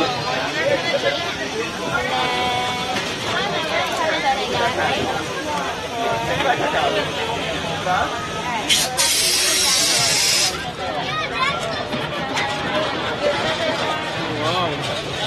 You got the full deal right there. Oh yeah, I'm doing a live stream for Meg. Oh, nice. Welcome to our booth. I've been meaning to come by. I was going to save you guys for tomorrow, and then I got lost. So I decided, hey. You're more than welcome to come here today and tomorrow. Slow-mo videos we got in the Phantom I saw that. And then also the exploding balloons is another thing. For sure, yeah. So I think we're going to smash this.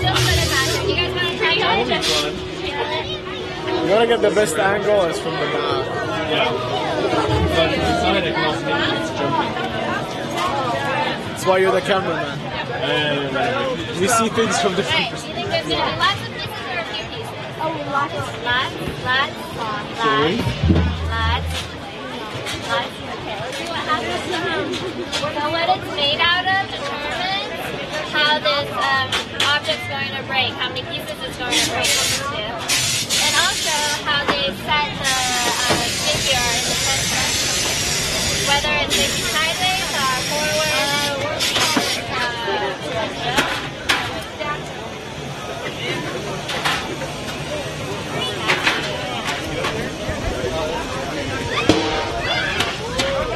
Do you want to do it still?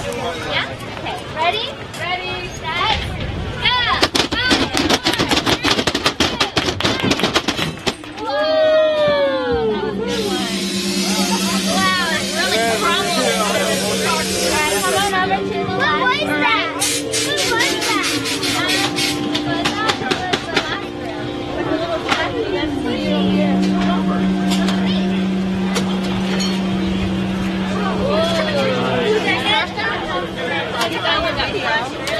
It was lots of pieces. Whatever, they're gonna bring it out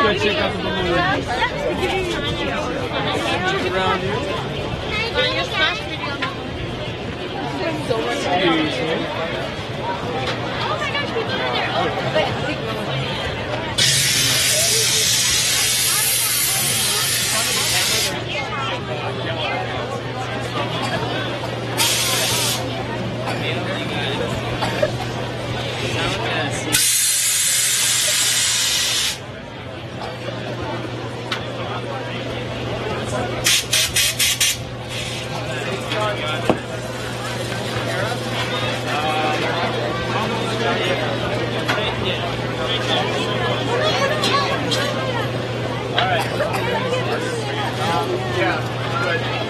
I guess I can just do it. Jaden, right? Go run. There you go, Jaden.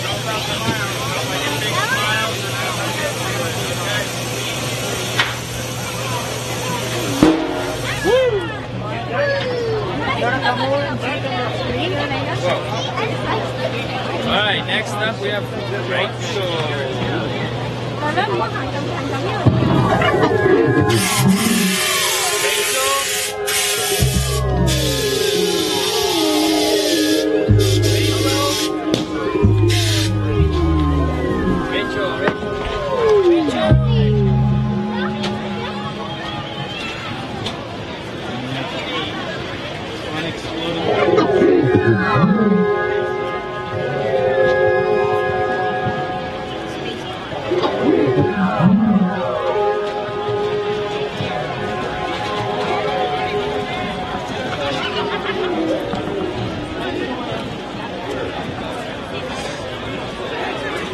Once again, we're right with the gates. There's our wonderful robotic knife fight. Which never gets old. Sorry, Carrie, can't have At least not for me.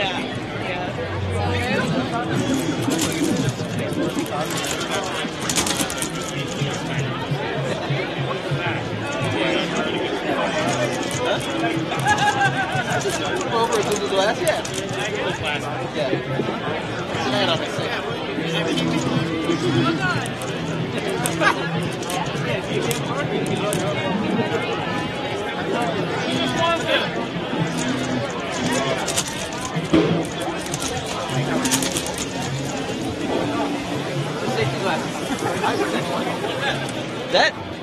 That's a robot. What's that? Lift those? I don't know, man. I just woke up with this thing stuck to my shoulder. You know, that's what she said. Well played, sir. Well played. I see what you did there. Yeah, absolutely.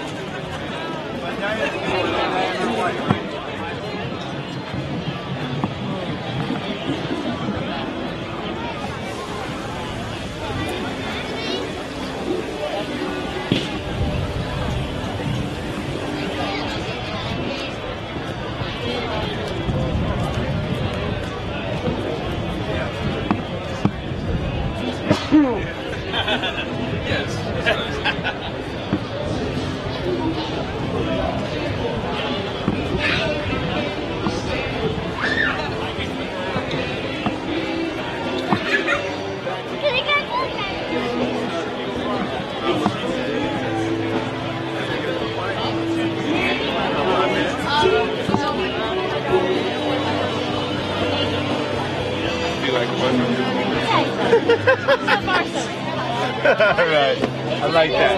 I like that. My sister just got married and it was always a tough thing up until that point. Couldn't imagine what it would be like having I bet. Interesting and an understatement. Oh my gosh, really? Are you not bored of this yet? Good afternoon. Hi there. So I'm doing a live stream tonight, and I see your devices, and I want to know what they are. Okay. These are, I'm going to have this gentleman right here explain it to you. What's your name? Jake. James. I am brother of Skylar, who you may know. Okay. He's been here for years. Alright, how do these work? Do the Intel Edison, and when you press this button, they are turned on, and the red light will go on if you're on the red team, blue light will go on if you're the blue team, and how do you stay in? What do you do? So if you're knocked like this, you'll be out, and so you want to keep it steady. When the game turns on, one person will have a green light for each team. That's the king. When the king wobbles, you're out. And so what you try and do is you try and hold it steady, then attack the other. You're getting an explanation from a true professional here. He has been the ringer who destroys every king that there has ever been, except when I'm playing. And No, I believe the gauntlet You have has been killed me thrown before. down. You're right. Okay, you've killed me before, and you know what? I haven't forgiven you yet. And you have So, and then I see you've got all these USB plugged up. Those are just chargers. Those are the chargers. Excellent. Which I'm realizing we don't really need because they hold plenty charge. Our problem today has been the battling Wi-Fi networks. All right, bud. We're gonna turn these bad boys on. We will battle again. And I will enjoy watching your battle. filming. Live streaming. Let's hope it doesn't glitch out on camera. It's going directly from me to the internet. Oh, come on. Wait, currently? Yeah. That's Right. what You live stream means. interviewed my brother a long time ago. Do you think so? You have. Wow. Skylar? Yes. What did Skylar do? Is Skylar older or younger? He has a Dutch name. Could you bring me water as well, please? No, I'm sorry. I'm not here for that. I'm getting a battery swap.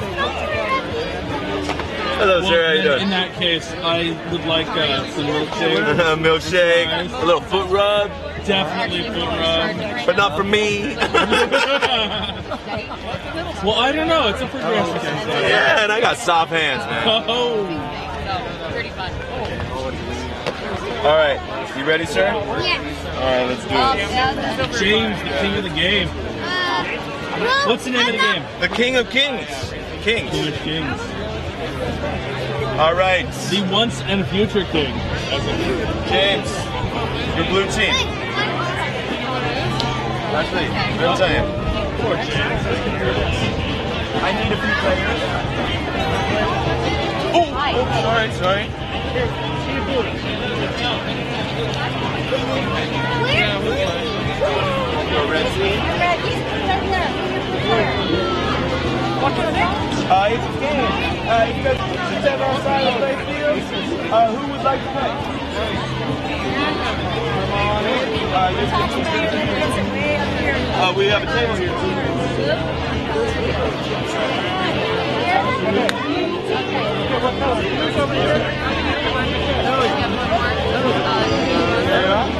For their team? What color are they? We need a red. Red? I give high five.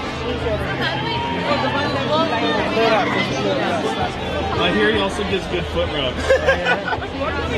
Let's see, blue is red.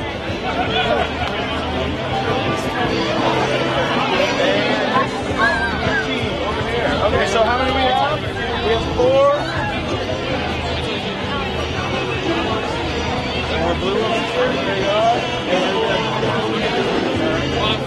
Okay, so we have 5 over here. How many do we have over there? There's 5. 5? Okay, good. We have 1 that's not in. Alright, you guys. So we're going to bring our remote together. Now, we are blue team. The point of the game is to keep this as steady and flat as possible. Okay? If they receive too much tilt or movement at all, they might go out. If you're out, that will go outside the playground. Alright?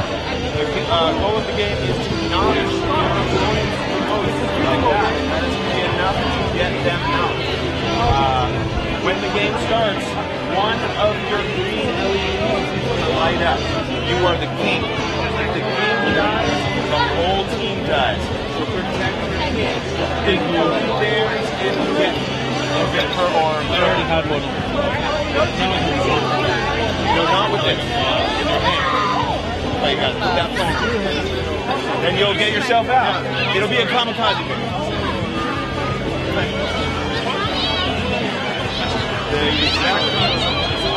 So, are we almost ready? That is incredibly cold water. Almost ready. Okay, so let's all bring our remotes together. Get a little power. Oh, it's perfect. And game. Everybody ready? Everybody steady. Game on. Okay. And that was my fault. Now Okay, we're all thank gonna you. press our buttons. Right now I'm enjoying watching the games. So, I figured out what the Google Troy placement is. Okay, so they've got 2 things. They've got... I told you that was going to happen when you were filming me. Well, you know, it glitches out. They've got a vice, a hydraulic vice with a high-speed camera, and they've got this, they've got this deal where they full of colored particles, and each particle is assigned a tone. Wait. So the camera picks up how the particles distribute when the balloon explodes, and then make a song out of it. We need one more move. So it's actually kind of cool. Okay, good. Yeah. And you'll play. All right, let's separate once again. Powwow. And everybody ready? Everybody ready? Come on.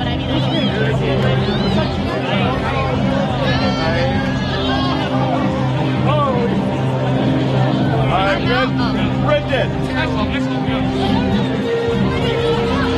3 blues left. Blue team wins! Very nice! Where's that king? Right here. All hail. And now the King of Kings has to go home for the night. To get tucked in. Yes, sir. So these are our King's remotes. They are motion sensors. Thanks for hanging out. Thank you so much. Cheers. Cheers.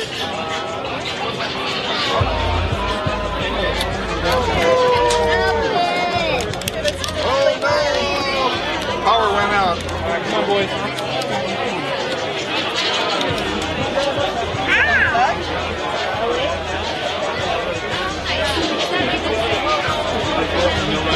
Other end.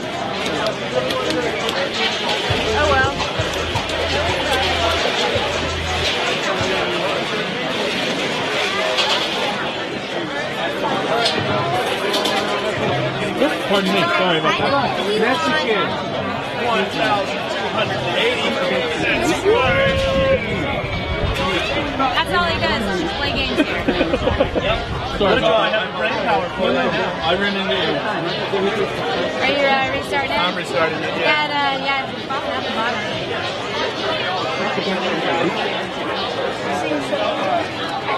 Now what do you got there? What goes through that?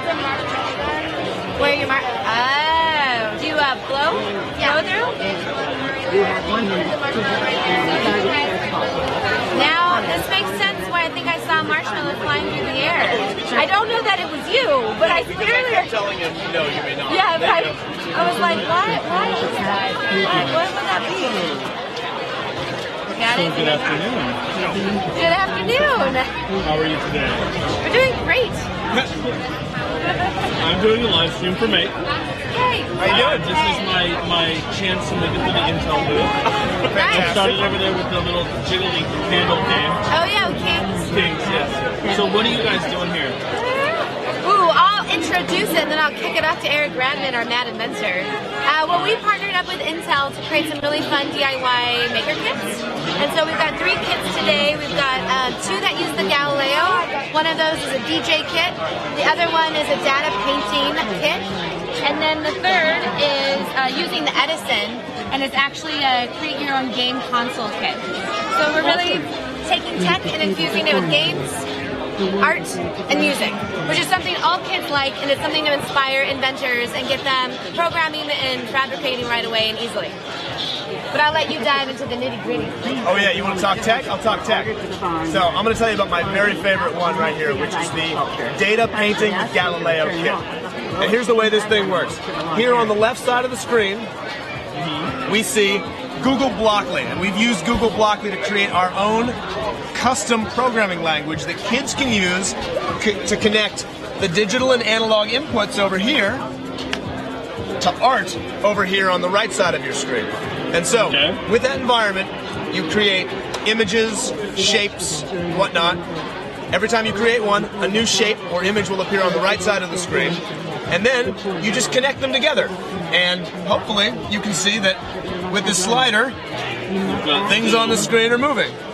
And so with just a little bit of work, kids can create their very own interactive art. Cool. Yeah. All right. How does Galileo DJ Kit work? Talk about DJ Kit? DJ Kit is a little bit harder to hear right now because we have a giant DJ next door to us. But it's a fun way for kids who like music. You get to sequence your own strand of notes, and then you've got your analog inputs, your digital inputs. Let's hear if you can maybe.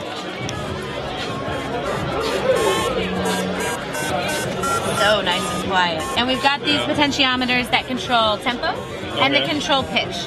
So once you programmed in your song that you want, then you can make it go faster and slower, or you can make it go higher and lower. And then we even have a little LED light so that you can do it in the dark. Awesome. So yeah, it's a really nice, quick way to just, for kids that are really excited about music, to start programming and start learning more about technology. Cool. And right here, and now we've got the Edison game console. We've got our Edison game console kit. Now you are about to watch me achieve a new high score. Actually, I think that's highly unlikely. While you talk about the console? What we've done over here is we've taken the Intel Edison, that's on the back here, and we've connected to this video game. Now the video game is actually being served over USB Ethernet. Now it could be served over Wi-Fi. Ordinarily this has a battery. And when you buy the kit, it comes with a battery. Now, kids, and believe me, these controls are designed for much smaller hands than mine. Obviously. They're rolling around here trying to destroy these bad guys. This is a Unity game demo. And we've made it possible for kids to assemble all the parts needed to make their own video game console, customize the game, and play it to their heart's content. And I am about 10 points away from being destroyed once again. That's it. Oh well. Awesome. There it is. Okay. And who are you guys? We are 2-Bit Circus. Two-Bit Circus. Two-Bit Circus, we build high-tech, large-scale amusements. We like to reimagine the way technology is used to make it social, fun, engaging, and so it's been really fun working with Intel to do that here at Maker Faire. And how do people get in touch with you? You can find us on the internet at twobitcircus.com. We're also producing the Steam Carnival, which is a crazy event bringing a passion for invention to kids all over the world. Awesome. Thank you for your time. Your names were? I'm Jennifer. I'm Eric Redmond. Nice to meet you. Nice to meet you too. I'm jealous of your hair. Thank you, sir. I used to have an even more epic mohawk. Oh my goodness. And then I got a respectable job. Oh no, I don't have a respectable job. I just build things for a living. I'm a security guard for crazy people. Awesome. That's nice. Literally, it's my day job. But they should have let you keep the mohawk. I know, right? That would have made a lot of sense. Mohawk and goatee Yeah. would have been much better. You would have crazy those crazy. So you work in a psych ward then? Psych emergency. Psych emergency. Awesome. Yeah. So before they make it to the psych ward, they come to us. I see. Got it. Yeah, it's good times. Nice. It's good times. Thanks, guys. What else is showing on? I don't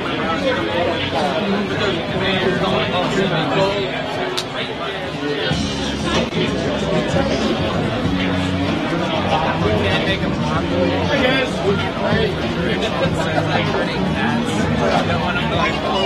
Who wants to talk to the camera?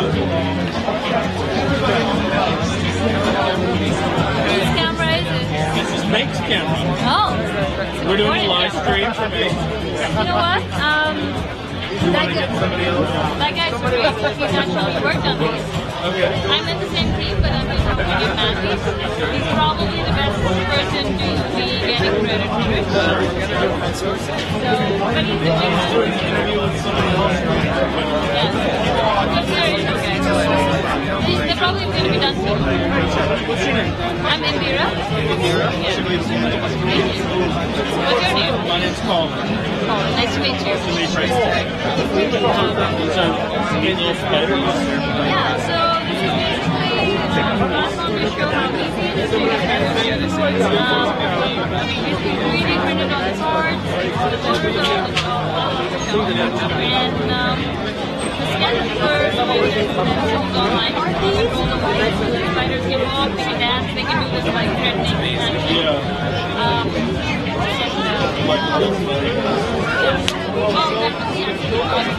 Because they don't have but everybody talks about the spiders. Now you just don't have to go back and do like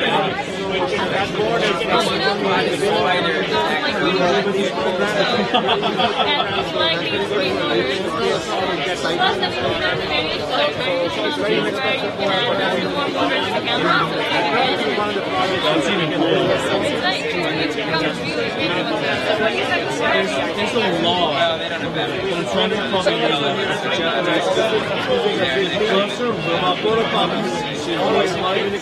the more you want to hit, it becomes They're all controlled in tandem.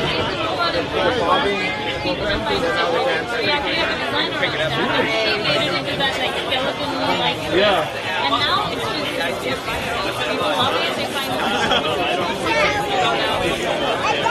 There's actually some guys down in the other spot.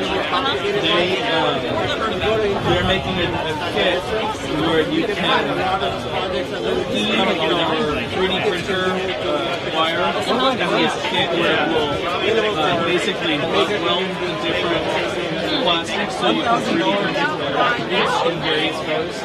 So that'd be really cool. Just saying. Suresh? You want to do another one? Yeah, give me a second. We have his table. USB cables. It's a micro USB to 4.5 USB cable. Small tablet that we have. We ordered it from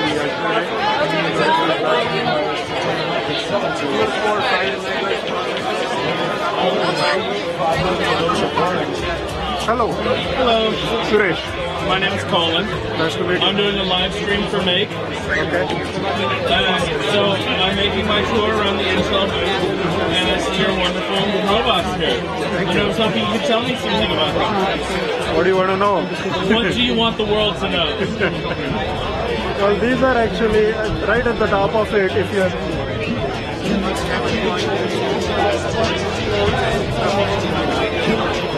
this is Intel Edison chip.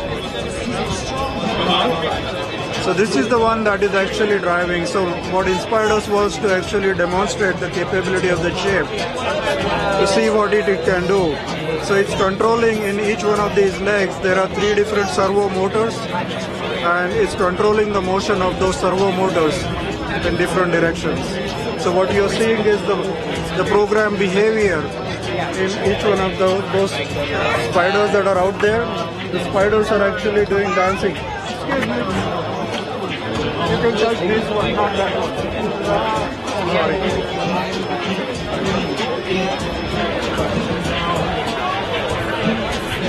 Sorry. Sorry. I'm trying to communicate 8 different ways at once. I know how that goes. So the associate engineer told us a bit about the construction of the house. It's all, as you said, it's all off-the-shelf parts, 3D printed parts, and I was trying to text someone and I didn't hear half of what you said. I'm so sorry. I know that they heard. Okay. And they're the ones that matter the most, right? Okay, that's fine. So, your name again was Suresh? I'm Suresh Goldwalker. And what is the name of your conglomeration, your group? So I work in Intel's new technology group. Alright. And I'm a principal engineer. Thank you very much for your time. Thank you. Appreciate it. I apologize. No problem. Give you the attention you deserve. No problem. That's fine. Thank you again.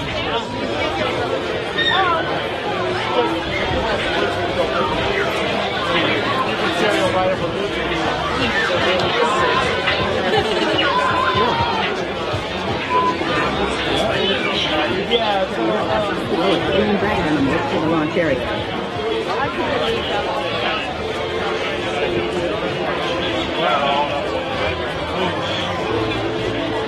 I still want to figure out where I left that Bergen.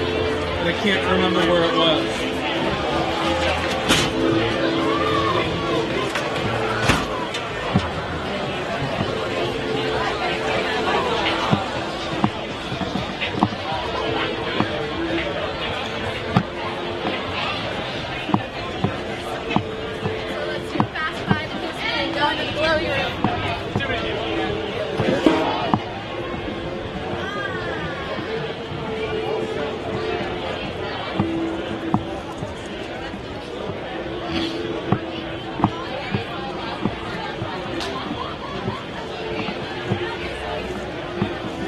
Hey.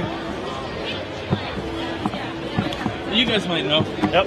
So that giant pie-shaped physics project thing, Where is I can't remember where it is. Pie-shaped physics. No, like it's literally pie-shaped. They have these different slices that each embody different aspects of physics that all got stuck together. I haven't seen that one. You didn't see that one? I don't know. It's all the kids running around in the black coveralls. Oh, that's right over here. That's right there. Cool. It's part of the exploratorium. Ah, there we go. Thank you. Yay!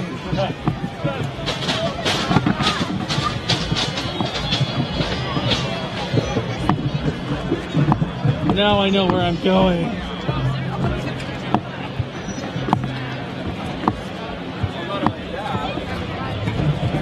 Go ahead, Tyler.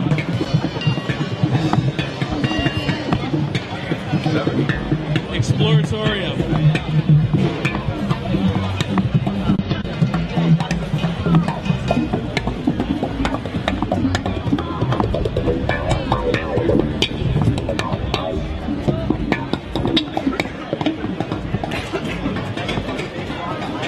Yay!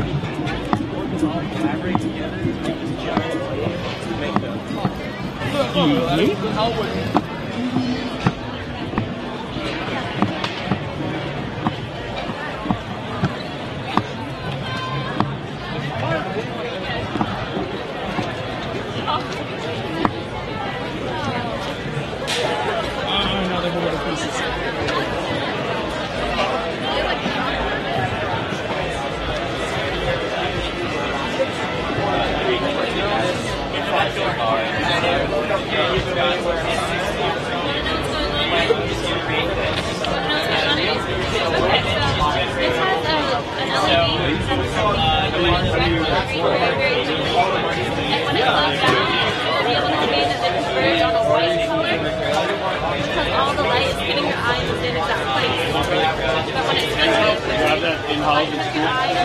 So you guys designed it?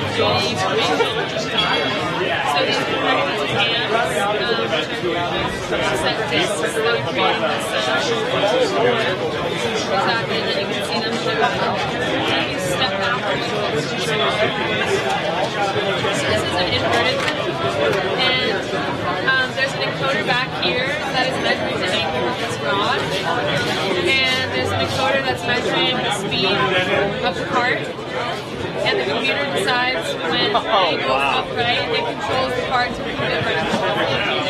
And it's a completely free swinging rod, it's just keeping it upright using... I can demonstrate it for you. That was way cool. So it's just taking that angle measurement, like, that's so awesome. You don't trust him to demonstrate? Well, I do trust you. The only problem is we've had a few spectators who kind of just whacked it. Yeah, so, and, I mean, it's okay, like, once or twice as you whack it, but after a while, it, like, damages that fully over there, so. That looks awesome. Good job, guys. Thank you. Thank you. All right, cheers. Hi, guys. Hi. So I was here earlier and I saw the magnetism and light.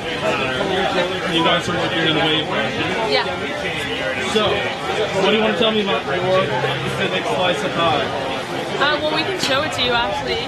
I would appreciate that. Okay, so here is a double pendulum, also known as a chaotic pendulum, and it's demonstrating the chaos theory. Okay. I didn't get the reference. It's a very silly video game. Oh, okay. So it's demonstrating the chaotic motion of the two pendulums when you bring them together and how unpredictable it can be. And this next one is an array of pendulums of different lengths. And when you string them in a line, the difference in their period because of the difference of the length of string creates a bunch of different cool patterns that you can see when you do it. And they basically just are going in and out of phase. So you'll see them line up, and then they'll kind of go into a scramble again, and then they'll line up again. And in a world with no friction, it would just continue going in and out of its phases if it wasn't stopped by outside forces. And so then here we have an intersecting wave machine, and so it's two cams on either side, and it's run by offset discs, and those offset discs are making these into a sine wave, and these are just going to pull these rods up and it's just going to be run by gravity, and so it's basically demonstrating sine waves in a 3D fashion. So this cam controls the waves this way, and this cam controls the waves this way. And then what we can demonstrate is when you add two sine waves together, which is what it's doing right now, is you can see what it looks like in a 3D model of when you add two sine waves together, the superimposition of the two. Yeah. Because white light is made up of green light. We spin them really fast through eyes. And then this last portion of it, I saw right on the other boat, which is also incredibly cool. Yeah. So this is an inverted pendulum, and it's just a free swinging rod on this axle. But what's going to happen is the angle of that rod is going to be measured by this encoder, as well as the speed of the belt. And then the computer gets all those measurements of the angle, and it can control this part to keep it perfectly balanced upright. And so if I were to touch it, it can stay balanced.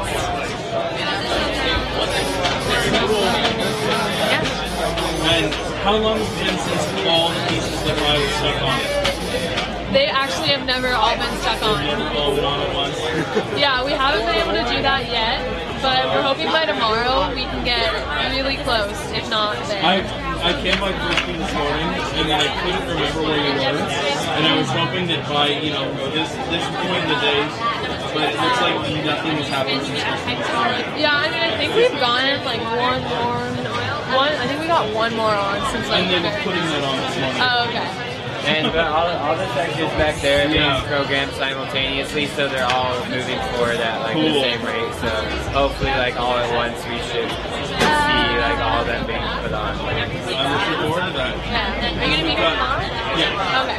We've got another aspect of magnetism over here, which is Yeah. I'm gonna take over this way. Thank you. What were your names? Oh, I'm Rachel. Colin. Rachel Teitelbaum. I'm Mark. Mark? Yeah. Thank you for your time, guys.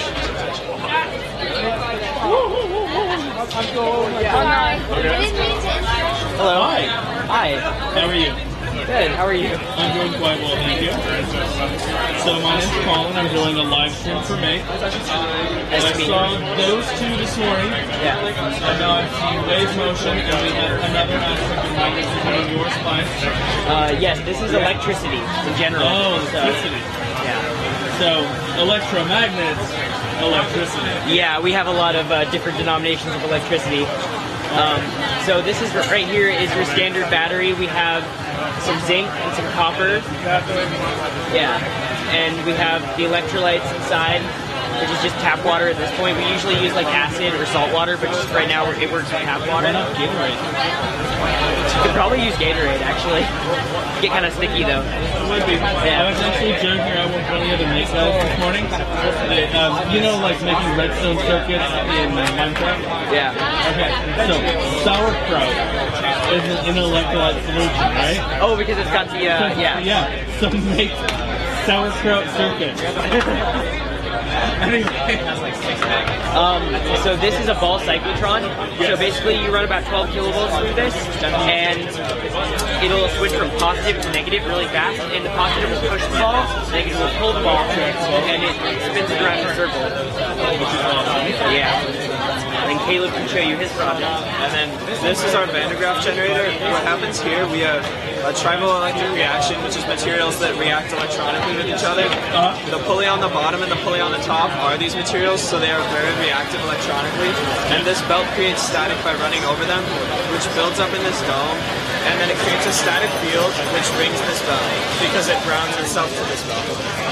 Sorry, I just got static in my... Megabot, what did you do? What did you do, Megabot? Come see it inside. All right. The Steel Battalion kind of immersive video game. Oh, you guys built that one. Sorry Yeah. about that. Yeah, I actually did go over and see you guys, but you were busy. Oh, well, you should get in the box and shoot it. It's an interesting Also- rig you have there. It's Yeah. just the Yeah. Yep. Cool. Yeah. And that's how you like the GH4. It's not mine. Okay. But I'm finding to be very user friendly. The Are you shooting 4K? autofocus, huh? Are you shooting 4K? Yeah. The autofocus is really, really finicky. Really? Yeah. That's more, I guess, this lens. That's the. I wouldn't know. But still, yeah, I'm having fun with it. Cool. And I'm gonna be here all day today and tomorrow. So Cool. I may come by. Yeah, come by. You We'll guys first thing do tomorrow. a full thing. It's a little dark in there. So you have a light on this or anything, or And it's not necessary. Okay. Cool. All right, I'm gonna get back to the students now. Get into it. All right. So, Van de Graaff. So yeah, the Van de Where I Graaff. was so rudely interrupted. Oh, no problem. As you, it generates static basically, and it causes the bell to ring. Yeah, that's basically it. And then what happens with your two copper rings? Well, the two copper rings. So if you run an alternating current through this copper ring, it basically creates this magnetic field that'll pulse, and this magnetic ring will pick it up, and it's hooked up to some LEDs, which will actually light up as it gets closer, and it's essentially wireless power. Yes, it is. Yeah. So very cool. I know the name of this. There's some law. Induction. Induction. Yeah. Yeah. Ah, God. I hate it when I forget the right word, right? Yeah. That's the worst feeling. It is. It just feels like you have to sneeze, but you can't. Exactly! That's the best description ever! Thank you for that. And everyone's like, do you even know what you're talking about? And you're like, I swear to God, I know what I'm talking about. Yeah. So you got that one word. So, thank you very much, gentlemen. You are? Yeah, I'm Robert Granatelli. And you are? I'm Caleb Rossi. Nice to meet you. Nice to meet you. Caleb and Robert. Yeah. Thank you for showing us nature of electricity. So, when that's... And I'm going to head over here since I saw these two this morning.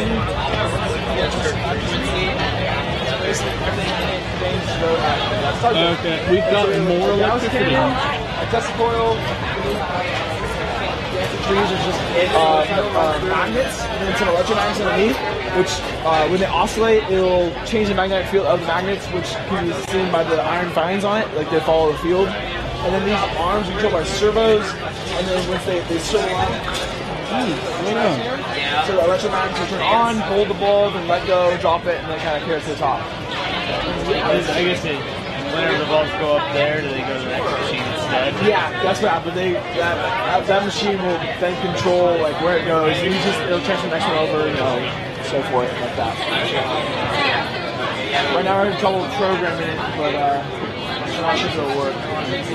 We're having trouble with this one right here. It wasn't really operating correctly, and so I can try it again. But basically, what's happening?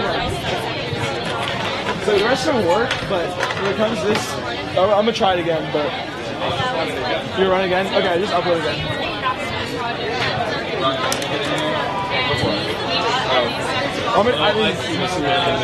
This probably will not work. Yeah, so basically these magnets are supposed to turn on, and I get it, yeah, they're just not. So we can run it again in a little bit if it works. We're going to put the program back on it. Yeah. Do you change anything with your program? No. I was looking for the place. So here's the crazy idea. What if you just bypass that section and push the ball forward? No, we could. We can get it to work. We I'm just sure have you can get it to work. We run the program. It'll be working in like 30 seconds. It's done. So yeah, basically we just have to comment out the code. Oh, we won't hold it all here. These magnets. So now the test square will operate, and that's fine.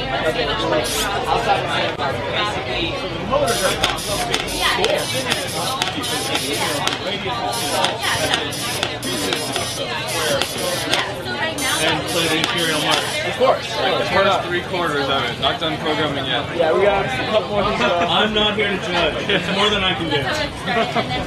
And so then, that's why we left a delay, so we can add a little more programming. There's a little gap right here. There's a little gap. And so after this is over, it'll move down to here, and then these will go off.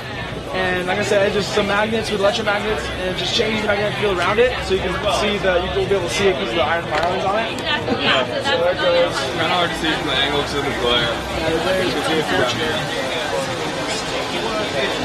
Yeah.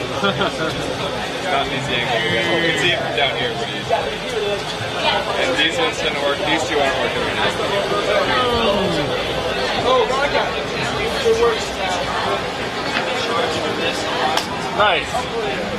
Cool. So, arms carried up and then we're good.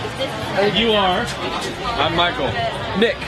Nice to meet you, Michael and Nick. You too. And you are doing electromagnetism? Electricity and magnetism, yeah. Same thing. So there's 3 of you essentially doing the same project.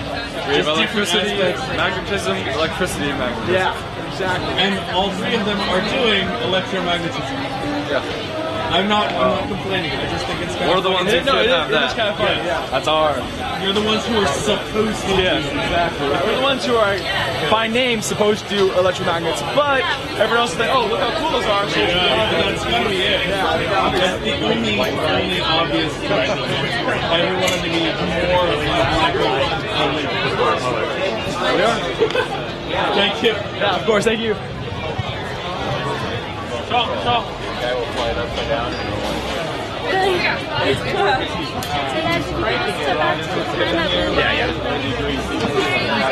okay.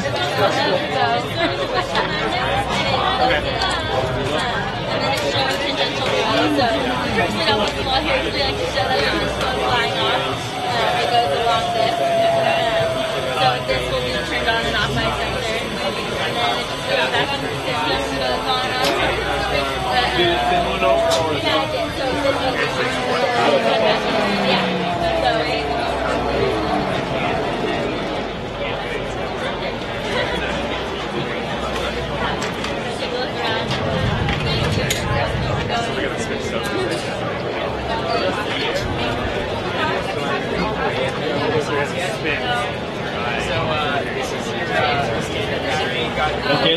with them. Hi there. Hi. How are you today? Good, how are I'm guessing you're doing friction. you? We're doing rotational motion. Rotational motion. Okay. So, what's your name? My name's Courtney Miller. Courtney Miller. Courtney Miller. Nice to meet you. My name's Colin. I'm doing the live stream. Oh, cool. And I've been trying to get all the parts. So, rotational motion. Yeah. I'm guessing you got the gist of everything, what our whole project is. No? Not yet. I haven't been over there. So I haven't seen the stuff like that. Okay. So right now, these are the ones that are fully programmed and working. Those ones are still being. Except for theirs. Yeah, They're most of the way done. yeah. So some of them have been on and off, working and not working. But so this one's ours. This is the rotational motion. Sorry, because I have it here. So you actually need to get it out. And this hand is this way. And then when you run them both, you can see what it looks like in the space when you So this is the first one. This is showing centrifugal motion. So as it hits the sensor, it's going to start that one. And then the faster it spins, the more force is being pushed outwards, and it's going to form a hyperbola. So that's showing that. And everything we use is little servo motors, and those are all programmed, and this is using a pulley. And then When's going to come out? yeah, so we designed these little ball stops. So the ball we use is like a narrator of our whole entire thing. So it'll stop, and then one will start, and it hits a sensor. That's how it starts. So right now this one's being wound up with a what? In reality, it's only about 2 HD. Oh yeah. So this one's cool because, well, right now it's using a servo motor, but when it drops, we don't use. Yeah, exactly. So this will be dropped. Okay, yeah. So we actually had to install like huge metal ramps because the force is so much. So you don't see under here, but under here we had to like mount all these huge ramps, or else it would have caved in on itself. But so this one's showing me like use the figure of like a figure skater kind of going around, so that its arms are slower. When your arms are out wide, it's going to be going slower, and then when it's closed, it's going to be falling faster.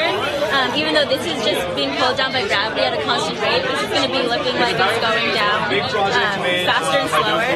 And this is cool because it's not using any motors at this time; it's just going because of gravity. So this one is going next. This is the gyroscopic wheel, and this is going to be. Here, watch out! That might just going to get kind of fast. So this is going to be winding up this wheel, and then an air piston will push this up. And it's cool because it's showing this is perpendicular to the original momentum going around, but you would think it just falls down because this is a heavier mass, but it's not, and so that's what we're trying to show. That's the physics concept in that one. And then as the momentum goes slower, it's going to drop down. Yeah, exactly. So wasn't made by us. that's really. That one was, we had trouble trying to find out how we would wind that up because in original we kind of went, yeah, exactly. We looked at like YouTube videos and Google and like how they had like a string and they pulled it out, but we didn't want to interact, we wanted it to be all fluid on itself, so that's the way we thought about it. This one is electromagnets that's going to capture each one, so it's going to load on each one of these, and the electromagnets can turn on and off, and that's how we're going to show the tangential throw. So there's a sensor in here that's going to turn off each one at a time, and it'll show that when it lets go, it's going to go along that. And so we purposely don't put a wall here so we show that it's not just flying off, which most people would think it does, but it's going to go along this path because of the tangential. Exactly. So then this opened, and then it'll keep on going. Yay! Rotational motion. Rotational motion. Thank you very much, Courtney. Thank you. It was very fun. Definitely one of the more kinetic. Yes, to put it somewhere, get it up somewhere. Yeah. So being a super kinetic person. Yeah, exactly. But still, very cool. Thank you very much. So now I'm going to see. I'm going to see how I can get perfection. It's been really satirizing to see each other. Which ones have you seen already? You can kind of see like the wiring and computers in there. The electromagnetic guys are still programmed. Yeah. Yeah. it's really cool. So each sector runs on about 3 Arduinos. They're little servo arms. And then there's a few for the main term. Do you have a method to like program it? So we didn't want to tell all the just sit here and watch it, that like we're really interactive with it and solving problems. Or are they all like fixed exhibits, so you don't really have any? We can change it whenever we need to. Usually, like if we have it installed here, we don't really need to change it anymore. But yeah, that's what they're doing all over there. Is a lot of programming, a lot of final assembly. Thanks a lot. Well, thank you. Oh, sorry, you can't. That was testing. This operates by saying a bunch of voltage through this primary coil. So, reflection and refraction. Reflection, optics, lights, yeah. So, I finally managed to get your attention. How are you? Good. How are you? I'm doing quite well, thank you. What's your name, sir? Ryan Thompson. Ryan Thompson. Nice to meet you. I'm doing the live stream of the game for Make. Oh, awesome. And you are the last one of the installed high features that I am talking to. Okay, cool. Okay, so you just want me to talk you through it? I'll start it? Yeah, that'd be great. All right, cool. So this first project is actually the one I spent most of the year working on. It's my project. It's an infinity mirror. And what it is it's a two-way mirror in front of an LED strip in front of a regular mirror. And the LED strip is just reflected between the two mirrors, which is what allows you to see it go on for such a long time. If you've ever been in like a restaurant bathroom with lots of mirrors, you sort of see the same effect. It's rotating because I've ever decided to just play around with your medicine cabinet mirror in the mirror. Yeah, exactly. Yeah, and it's just rotating because of 3 servos attached to the front mirror. That's really cool. Yeah. Yeah, everything I laser cut myself, programmed myself. So what this one's going to do is it's going to show the property of index of refraction. So what that is even though these two rods appear to be the same material, the one on the left is Pyrex glass and the one on the right is a polycarbonate. Which means, so they have different indexes of refraction, which is just like a numerical value assigned to how light passes through objects. Right. We made this oil just out of a mixture of Wesson and baby oil. Okay. And we mineral and vegetable oil. Yeah. And so we just mix it in the right amount to match the same index of refraction as Pyrex glass. Very cool. Yeah, so you can see they look the same. Or not see.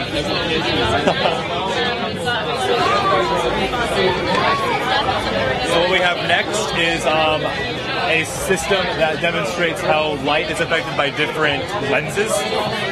We have a concave lens here, a convex lens here, and a mirror over here with a few other lenses in between. Pretty soon these 3 lasers are going to turn on. The reason for the fog is just so it's easier to see the lasers. It's pretty bright out here, so the fog just helps a lot. Lasers are kind of one-dimensional. Yeah. So yeah, as you can see, the convex lens changes where the lasers are pointing. And then whenever the concave one comes in, it does the totally opposite thing. So the convex makes them all diverge on a point, and as you'll see here, the concave one is going to shoot them all off in different directions.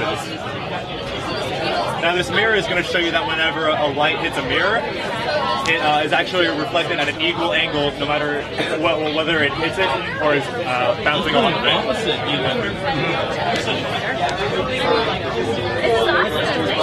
Thank you.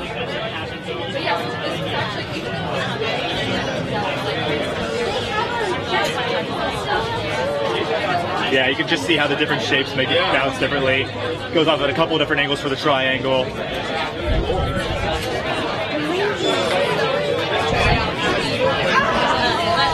And so there's one more here in our system. And what this is going to show you is additive color properties. And so what these 3 are going to do are blink red, blue, and green really, really quick. And they blink so quick that they look and appear to be white. Yeah, and the reason for that is because white light is made up of red, blue, and green light.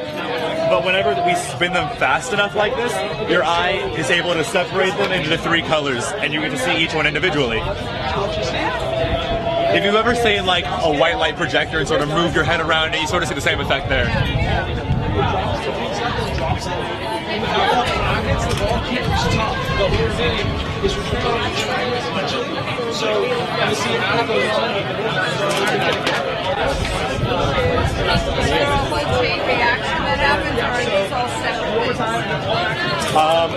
Like, do you mean like because of, like the marble moving through it? Yeah. So what the marbles are basically for is sort of guiding you through the sector and showing one system at a time. Whenever we have the whole product all together, they're all going to be distributed through the central nervous system, and the balls are going to go from one sector to the next. Right now, because around the whole thing. Yep. Right now, because we have a few missing, we're just dropping them in manually. But whenever it's all finished, that's how it's going to work. Well, we've been working this whole year, but a long time. Yeah, we're just doing like the final programming and stuff right now. There's a few sectors over there still being programmed right now, actually. All right. Well, thank you very much. Thank you. Have a great rest of your day. You too. Okay, finally get to see that part.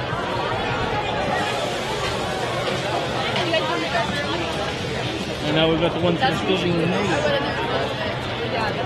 I got time to go get lunch and then come back and then go get more. I would like some. Is this your time? Trying to decide what it is before you turn it on. There's not much to turn on, I'm warning you.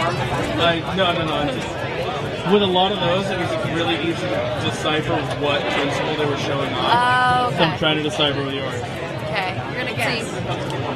Ours is kind of. I'll give you a hint. It's really broad. It's what? A really broad topic. It looks just like kinetic energy. Pretty cool. Pretty close. Yeah. But broader. Think broader. Okay. Physics in general? Or friction? No, just the world. The world? Just the world. Okay. No, so... What's anyway, so what is your project showing off? Forces and momentum. Forces and momentum. Okay. Yes. So that different stage of broad between. It's the world and between. Only one that's fully programmed right now. The rest are working out some stuff in programming. And what does this one do? So we have a solenoid that shoots. Okay, first we have air pumps blowing air into here, so we get rid of the air, any friction we may have. We have a solenoid that shoots this out, and the carts are going to be moving. The pushing of this is going to pull this in, and it's going to keep moving. Right? Does that make sense? And then, but we also see that like the center of mass, which is depicted by the red ball, the momentum of that, the momentum of the system as a whole is constant, stays pretty steady. Cool. Okay. Can you tell me what the other portions are going to show? Yes. Mine is this one. Basically, two balls come up through these elevators we have here, and this solenoid will shoot this ball into this ball, which will hit the target, and it'll roll into a ball collector we have. And then the target will reposition to a different location. And then, yeah, just two-dimensional collisions. Not necessarily inertia, but just conservation of energy. There you go. And then there's some trajectory changes caused by collisions. Okay. Yeah. So this is mine. It's called Jenga because it's the idea of Jenga when you pull a block out, the blocks just fall and drop down. So it's like Newton's first law, where objects in motion stay in motion and objects at rest stay at rest. Exactly. There's your inertia. So this arm starts here, and there's a cam and a spring under. So this arm, this cup is up here. This arm releases really quickly, and the cup drops. And there's a stepper motor and a servo, which raises the gripper up and it grips it. And closes the claw. And this arm, which is out here right now, comes back in, and the cup drops back on. Cool. And then this one is, he's not here right now, but it's a bunch of little individual servos that each move independently, and they move the balls around. Yeah. So they create patterns like waves and ramps. You see the guys over there with the converging sine waves? With the, the strings creating the things, Those are cool. And one of those is Wilson, that looks like. Sorry, what? The one with the black face from I don't know what this is. It like got picked up, and I asked my mentor why it was here, and he's like, I don't know. It's not what I thought it was either. The volleyball Wilson? Yes. Okay, cool. Thank you. Your name's are? I'm Niranjana. I'm Hallie. Nice to meet you. Thank you much for walking me through your project. Of course. I hope you get it bugged out soon. You do too. Good luck. Thank you.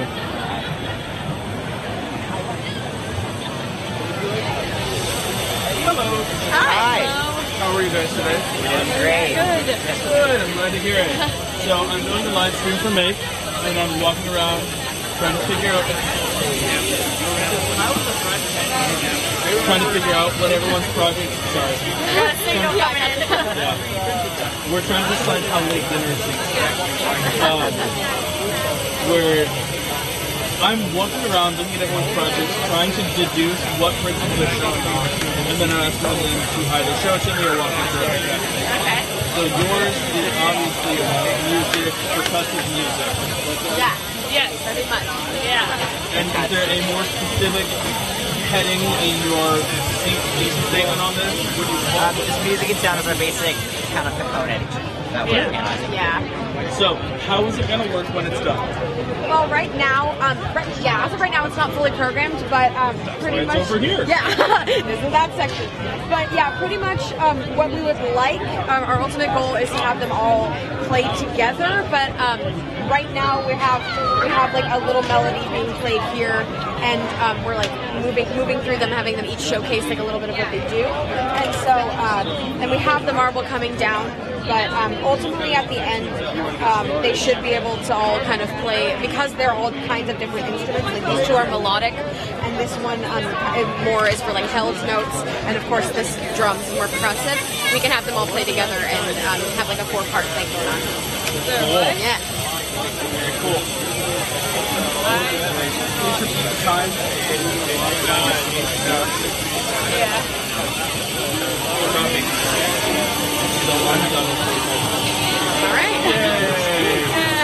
Cool. So I like the step down. I like silent mode. Staccato going. Right on the side. Yep. Okay. Who has responsibility for which sections? I did the violin with a lot of help. I was in charge of the xylophone here.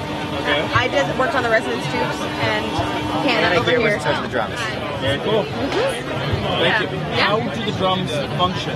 Do they have servos under? Okay. Yes, they're underneath. I would recommend a little bit of silicone on the bottom of the drums to help hold them in place. But that's just me. Okay. Yeah, we did. They haven't been having any issues with moving when we were This one, playing. yeah, but it could be good to go because we have. Call me crazy. Yeah. All right, cool. All right. Thank you very much, guys. Yeah, well, thank you. Oh, names. Oh, my name's Luana Psaros. Crystal Starkin. David Jimenez. What? Sorry. Her name? Hannah. Sorry. Thank you, Hannah. Sorry. Take care, guys. Why is your sand kind of in a pattern? All right. Hi, guys. Hey, how's it going? Going pretty good. So I'm doing a live stream for Make. I'm wandering around looking at everybody's project and seeing if I can figure out what they're showing off, and then asking them to over there display it, over here display it. Okay. Since over here isn't all done. Yeah. We're kind of in the process of making right now, so cool. I'm happy to tell you kind of what we're doing. All right. So first, I'd like to guess. Here it looks like we've got a vibration plate with either salt or silica on it. Yes. Right. And then down here you've got styrofoam in a subwoofer tube. Yes. Essentially. Well, just a speaker tube. Yeah. Speaker tube. Yeah. Okay. So what do you have in these two sections up here? Right here. Well, you want to take a guess first, or you want me to just go for it?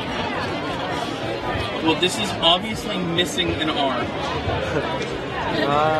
Which one? This one? That one. Or is that a laser? That's a laser. That's a laser. Okay. So, this laser aims at this mirror, and under this elastic membrane, there's another speaker. Makes sense. And then is that just a kinetic light to go along with? This is not a light. It's not a light. It's not a light. Oh. Take a closer look. Okay, yeah, I see that now.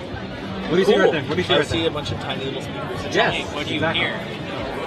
I hear not a whole lot, personally speaking. Now, crouch down a little bit. Crouch down a little bit, if you can. I have a little bit of tinnitus damage, so you're having a machine here. Oh. Yeah, that would do it, man. It's not proximity. No, I hear the song. I'm trying to. It's not proximity. You can hear it from here. I can. Oh. That's what I'm getting at. Yes. So, Always wear your earplugs, kids. Every time. Every time. So what this does is this creates a beam of ultrasound. Okay. These are piezoelectric transducers, and we're using sound laser technology. It's open source technology, available through a Kickstarter online. And each transducer creates a different frequency beam of ultrasound, and they create interference patterns that produce a very, very focused beam of audible sound. So whatever it says about my ears, I can hear 3 tones of that. Just saying. And right now the sound quality's not that great, so that's me too. Okay, and good. everyone else is hearing it, so don't worry. Cool. But because it's driven by ultrasound, if you were over where that green fencing is, you could only hear it within a 2-foot radius, and it wouldn't be much quieter than it is right here. It carries very well, and it doesn't interfere with the other senses. Exactly. Awesome. Cool. Thank you. I'm excited for your project. How do you get are you using salt or silicone? We're using silicone. And how do you get it back up on the vibration? What's your mechanism for getting them back up into the tube? This tube disperses the sand. Okay. Mechanism for what? Putting sand in the tube? Yeah. So, right here, take the tube off. It's about 5 minutes away. Like so. There's a tiny little hole right here, covered with a ground plug. I have a funnel. Okay. So it doesn't have an automatic pickup? No, I wish it would. Yeah. It doesn't. That would take a whole lot more work. Yes, it would. I actually was planning on designing that. I'll give you 2 nights. What? 2 nights. So here's what you do. You have hooked into that a second vacuum that ties in with the final step. True. That makes sense. There you go. That makes sense. I think it was kind of hard to implement though. Oh, I think it's been. I'm joking. I don't think I had to test that at high school because I was too lazy to do it. Anyway, so your names are? Jose. Hi. I'm Jason. Nice to meet you, Jose and Jason. Nice to meet you. Thank you for showing off. What's your name? Colin. Nice to meet you, Colin. I'm Colin and I'm doing a live stream. Yeah, wonderful. On this side. He's one step ahead of us. Where can we check this out? It's streaming live on Make. Oh. Okay. You know what? I gotta check that out. So I can see myself right now. If you log on, yeah, there's like a 30-second delay. Wow. Oh, I was gonna say otherwise you can see awkwardly himself staring at his screen, seeing himself. It's true. Yeah. Inception. What? Please, can we do that? Go ahead, try. Okay, hold on. I don't know if it's gonna work for the mobile because I haven't tried yet. But if you want to talk about what's going on, this would be a cool little proof. What's the Will you turn any of these on for you? I think it's on the main page of Make Theme. Make Theme? Most of these work. If you want, I can turn these on for you. Yeah, I'd love to see them working. Hey, I'm gonna turn these on. Yes. Okay. Hi. This one is my favorite to show right now. Maker Tube? Yeah. You're gonna show it right now? That is pretty cool. You should have done something with Oobleck. Yeah, we tried. It was a bit too messy. Too messy. Yeah, we tried. We were looking at that. We put it on the speaker, but it was just got a little bit like it was not. It's so cool though. It is amazing. One of my favorite substances. On it? Yeah. Phantom vibration. Actually, no, I think it was a real one, but it's always weird to have your chest vibrate. Yeah. I got We're talking about the like, we put it on the speaker. What a shock. And it like bouncing around like it's under Walking around the phone all day. We tried to do that, but it was too messy. do it. We'll do it. We had to follow it. Cool. Thank you. Thanks for checking it out. I'm happy. I hope you guys will have it sorted by tomorrow. We hope so. So that we can see the whole thing assembled. Yeah. For the first time ever. Ever. Ever. So yeah, so right now sine waves are playing, and the styrofoam balls are modeling. All right. Kind of like Thank you. Take care. This whole thing? Yeah. So this is a demonstration. This is a montage, I guess. So, my name's Colin. I'm doing a live stream for Make. And so I'm going around and checking out everybody's projects. The ones that function, the ones that don't. And just asking for explanation on the ones that don't. So, here,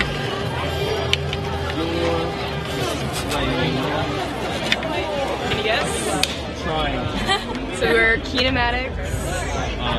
So it's the concept of relative motion.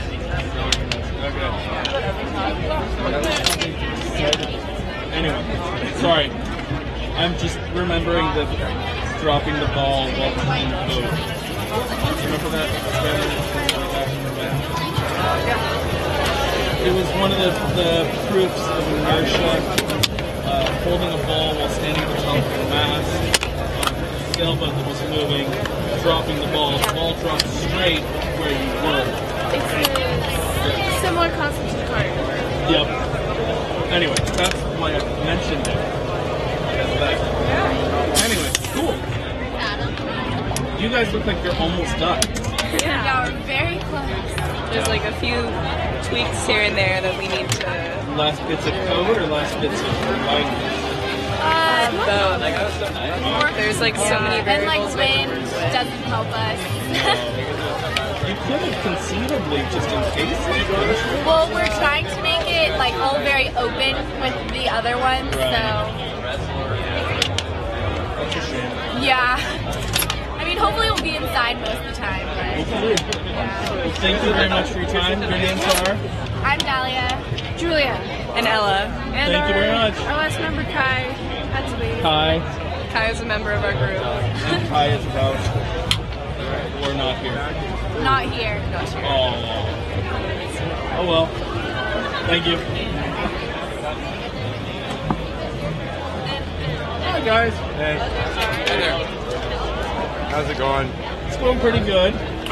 I'm doing a live stream for Make, and I'm going about checking out everybody's projects. The ones that function, I'm watching them function, and the ones that don't, I'm asking for what they're proving. So, do you guys want to tell me about what your project displays? Yeah, so we're part of the carousel of physics, and our sector demonstrates the concept of energy transfer in simple machines. So it's kind of like a Rube Goldberg machine. The ball goes through here, down the ramp. The sensor activates the screw, it spins downwards, goes through this little lever. Then we have a solar-powered car that pushes it up, and it drops into the windblower. So we have air that spins the wheel, and which drives the chain. drives the chain. And then it goes into the elevator, which we have a 4-stage transmission, which is capable of moving a heavy weight. No, there's something going on with the transmission that's like stopping it from spinning. That is, I'm sure, quite frustrating. Totally frustrating. Yes, that is totally frustrating. So this one, what it's demonstrating is that a motor with this gear reduction won't lift the weight, but a motor with this gear reduction will. Same motor. I've taught robotics a lot, and people don't seem to understand that concept. They always think, well, I need a bigger motor, but no, maybe I need a bigger reduction. So we both work with Aaron to help him on this, and something's jammed up in here, and it's not as modular as we'd like it to be. So we're looking at it going, do we really want to pull the whole thing out to figure out where something's jammed? And so that's what I'm here, and I'm just helping look at it to see if we can avoid that. And it's looking inevitable. It's looking like we're pulling it out. Yes. Yeah, that's all right. That's how it goes. So, Aaron, I think we get the Allen wrenches, we pull this all off, we pull the 4 screws out, and we just clip the wires for this, and we take it out of here, and we sit on the bench and look at it and figure it out. It is what it is. I can't come up with any other thing. We got to figure out why it's doing what it's doing. Either way, you have my respect. Well, thanks. We appreciate that. All right. You're Aaron? Yeah. I'm Colin. And it's nice to meet you. Yeah, you too. I'm sorry if I'm not meeting under your best influence. But it's a really cool proof of concept. All right. Thank you. You've been, I'm sure you don't have a ton of free time, but in the back section, there's a 15 minutes build for a Rube Goldberg that will play. Okay. Out of just like random crap. It's kind of cool. Cool. Don't smell it. Thanks. Take care. I started there, yeah. This project just keeps going. I know, right? There's what, 15 segments? 15 sectors, and there's 4 projects on each one. Yeah. Talk to you about Are you putting us on the news? No, I'm putting you on the internet. Oh. Internet's kind of like the news, though. It's pretty kind of like the news. Yeah. It's more anonymous. Yeah. But I'm doing it for me, so it's not anonymous. So you're live on the internet right now. Right now. Right now. Hi, what's your name? Sarah. I'm Landon. Hi, Landon. What is your project in fluid dynamics showing? So actually, that's their sector. I was just programming. Which sector are you with?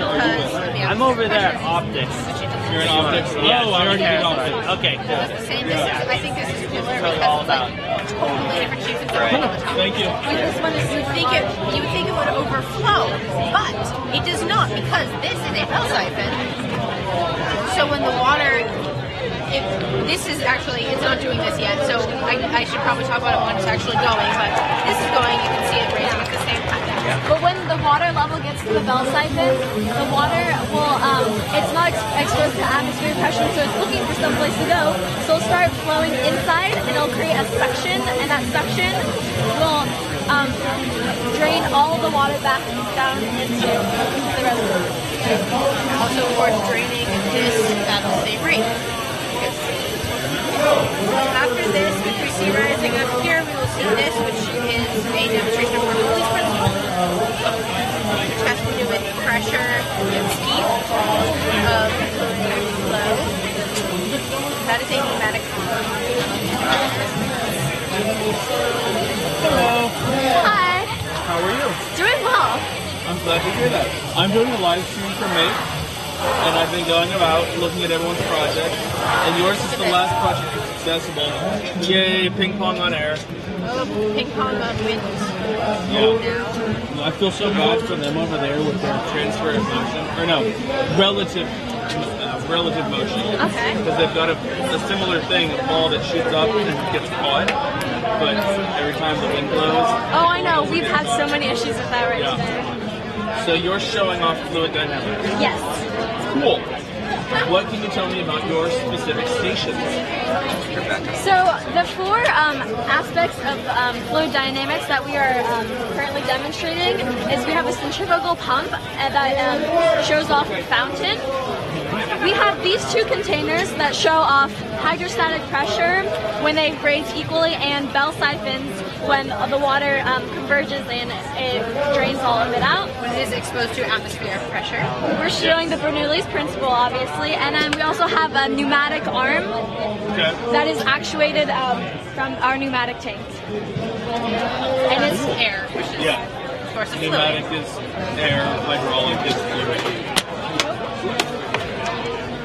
That didn't happen. Now we've had this one we have to keep on oiling because the pistons get stuck sometimes over time, just like you'd have to do for any other place.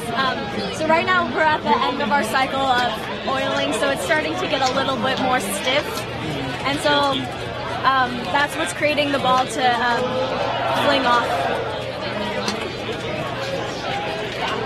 This is an electromagnet. Yes. So I was commenting to the electromagnet people, like Nick was just here a second ago. Yes. So there is both the electronic phase and the magnetic phase, and they are both doing electromagnets. As opposed to Nick and Robert, they were doing electromagnets. I think that was a little funny. Electromagnets are cool, man. They're cool. When we're not demonstrating electromagnets, we're just No, using I them. wanted to comment on it because it's funny to me. I like to comment on things that are funny to me. Makes Yeah. However, hydrodynamics are really, or fluid dynamics are incredibly awesome. We think so. Yeah. And not a lot of people know that air functions like a fluid. Oh yeah. But I think it's pretty cool. Are we taking a group picture? Oh shoot! We should go to We will be right back. Run! Julia! Group picture!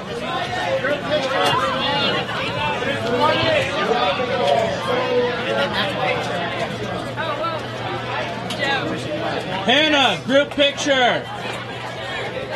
Still running?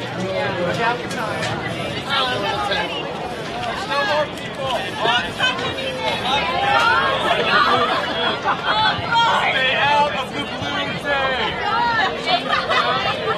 Everyone behind the blue line! Squish in more!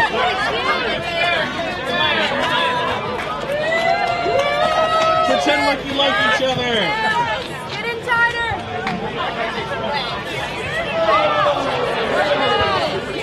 Oh my god! Alright! Nice! Is that Amy anywhere? Amer! Where's Amy?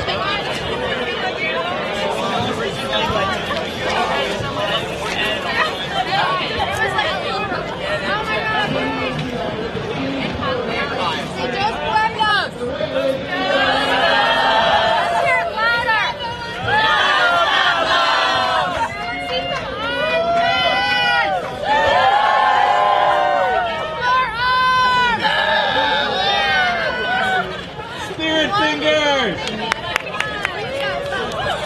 Oh well. Cool.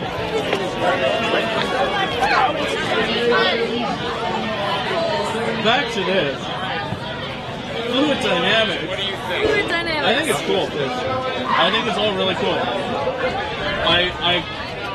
I find a lot of similarities, but I also find a lot of really creative individual proofs, which is cool. Just like yours. Nobody else is doing that. Yeah. This whole thing, I'm in charge of the whole thing. Well, that one specifically, nobody else is doing that. That's really cool. So, where were we talking about fluid? Air is a fluid. Yes, air is a fluid. Yeah. Pneumatic pistons need to be oiled. So we've got pneumatic pistons in here. Before we actually did have hydraulic pistons, and it was kind of a mess. Because we had The hydraulic oil kept leaking. Yep. yes, and plus we had some issues with evaporation, and so when servicing it, you would have to take it off, and all of the fluids would just leak all over the place. We had a very gross table for a while. Yes. Yes. But that's how you know that it's made with oil. Yes. Because it's covered in oil. Yeah. Although the light guys over there, they did a really cool mixture of mineral and vegetable oils to be the same refraction rate as the Pyrex glass. Yeah. That was pretty That cool. was neat, yeah. I suppose we should be talking to that guy about this. Oh yeah, he's our Because he's in director. charge. Yeah. He's the director about the entire program. Right. So if you want to, What was his name again? Mr. Shire. Mr. Shire? Yes. So, Mr. Shire, Yes. since you asked, I would love to talk to you about my impressions of the overall project. I didn't get to see that one because it's all way in the back. Yeah, they're so trying what to. are they proving? They are doing heat and thermodynamics, Which is so hot. and that's why it's taking it. That's why it's not ready yet, because there's fire involved. Whenever you use fire, it takes a longer time. So, I've really enjoyed a lot of projects. Like I said, I found a lot of really cool and unique takes on proving. I did comment a few times now the kind of irony that magnetism and electricity Right. both did electromagnets, Yes. along with the electromagnetism. This is because I'm not only managing physics, I'm managing kids.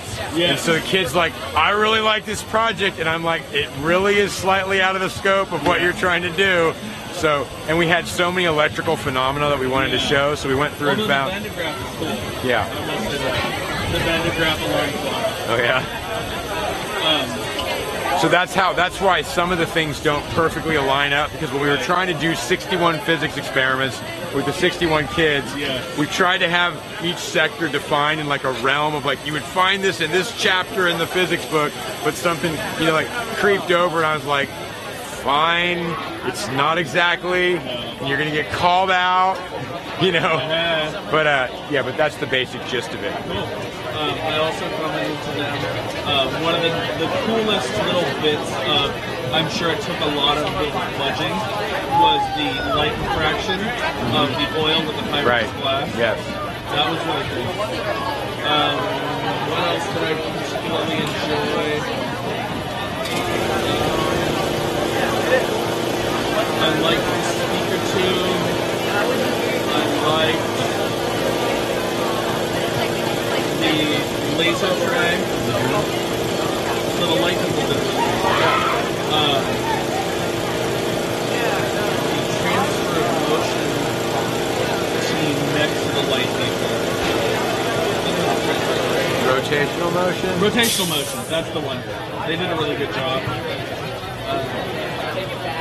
Magnetism and electricity actually both did really cool presentations as well, despite both being primarily electromagnetism. Right. But they both did really cool projects that were in themselves unique from each other and electromagnetism. Right. So that was cool. The idea was we wanted every project to be unique, and then we tried to bin it together in like something that was titled slightly differently, so they would be like, I'm on a different group, but as I mentioned, that's just what it is. What else is really cool? I wanted to see the progressive music tray, but it wasn't. Yeah, they're working on that. It's still a work in progress.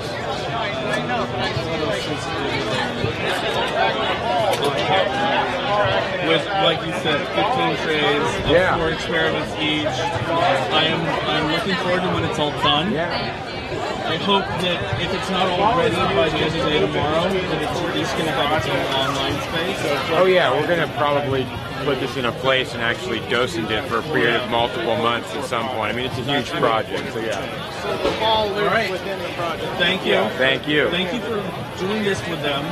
It's been an endeavor. I believe it. How long have you guys been working on these? We've been working on this so that we rolled out the project at the beginning of the school year, so in September. But to give you a sense of like how, every part pretty much is custom fabricated. So that's a big thing. The part count, including fasteners and everything else, is in the hundreds of thousands. And we didn't even start cutting anything on the laser cutter because we didn't even own a laser cutter until January. So if you think about that, pretty crazy. That's pretty awesome. Most of it's laser cut acrylic on the surface, but there's a lot of machine parts in the bottom that the kids, for all the mechanisms that you can't see.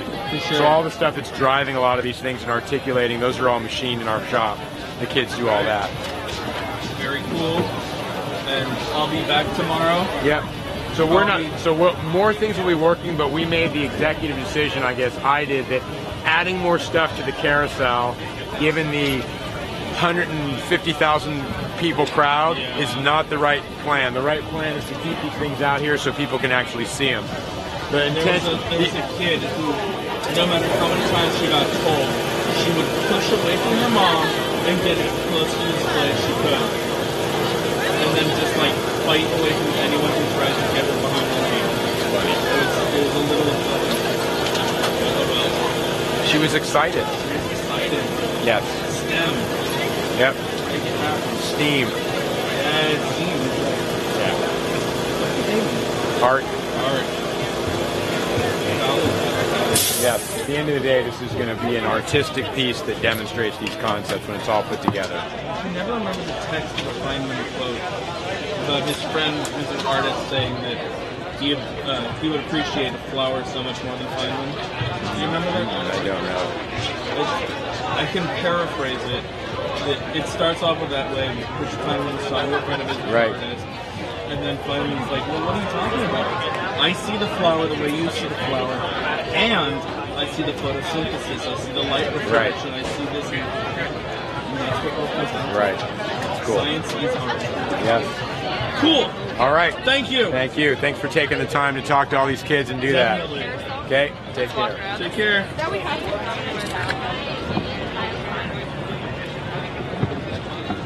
That was fun.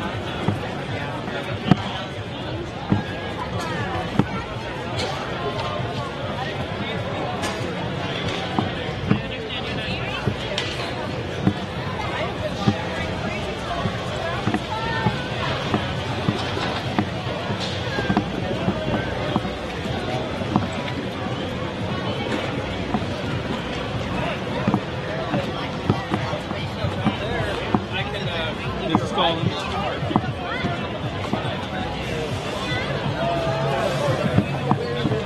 Agreed.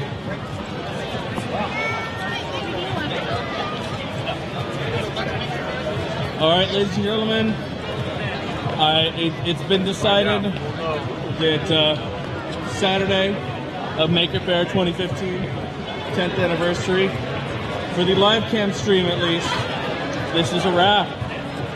I will be back tomorrow morning for more fun in the sun. I hope you'll all join me again. There's still more to see, more questions to ask, and more miles to put on these shoes. Thank you very much, ladies and gentlemen. Good night.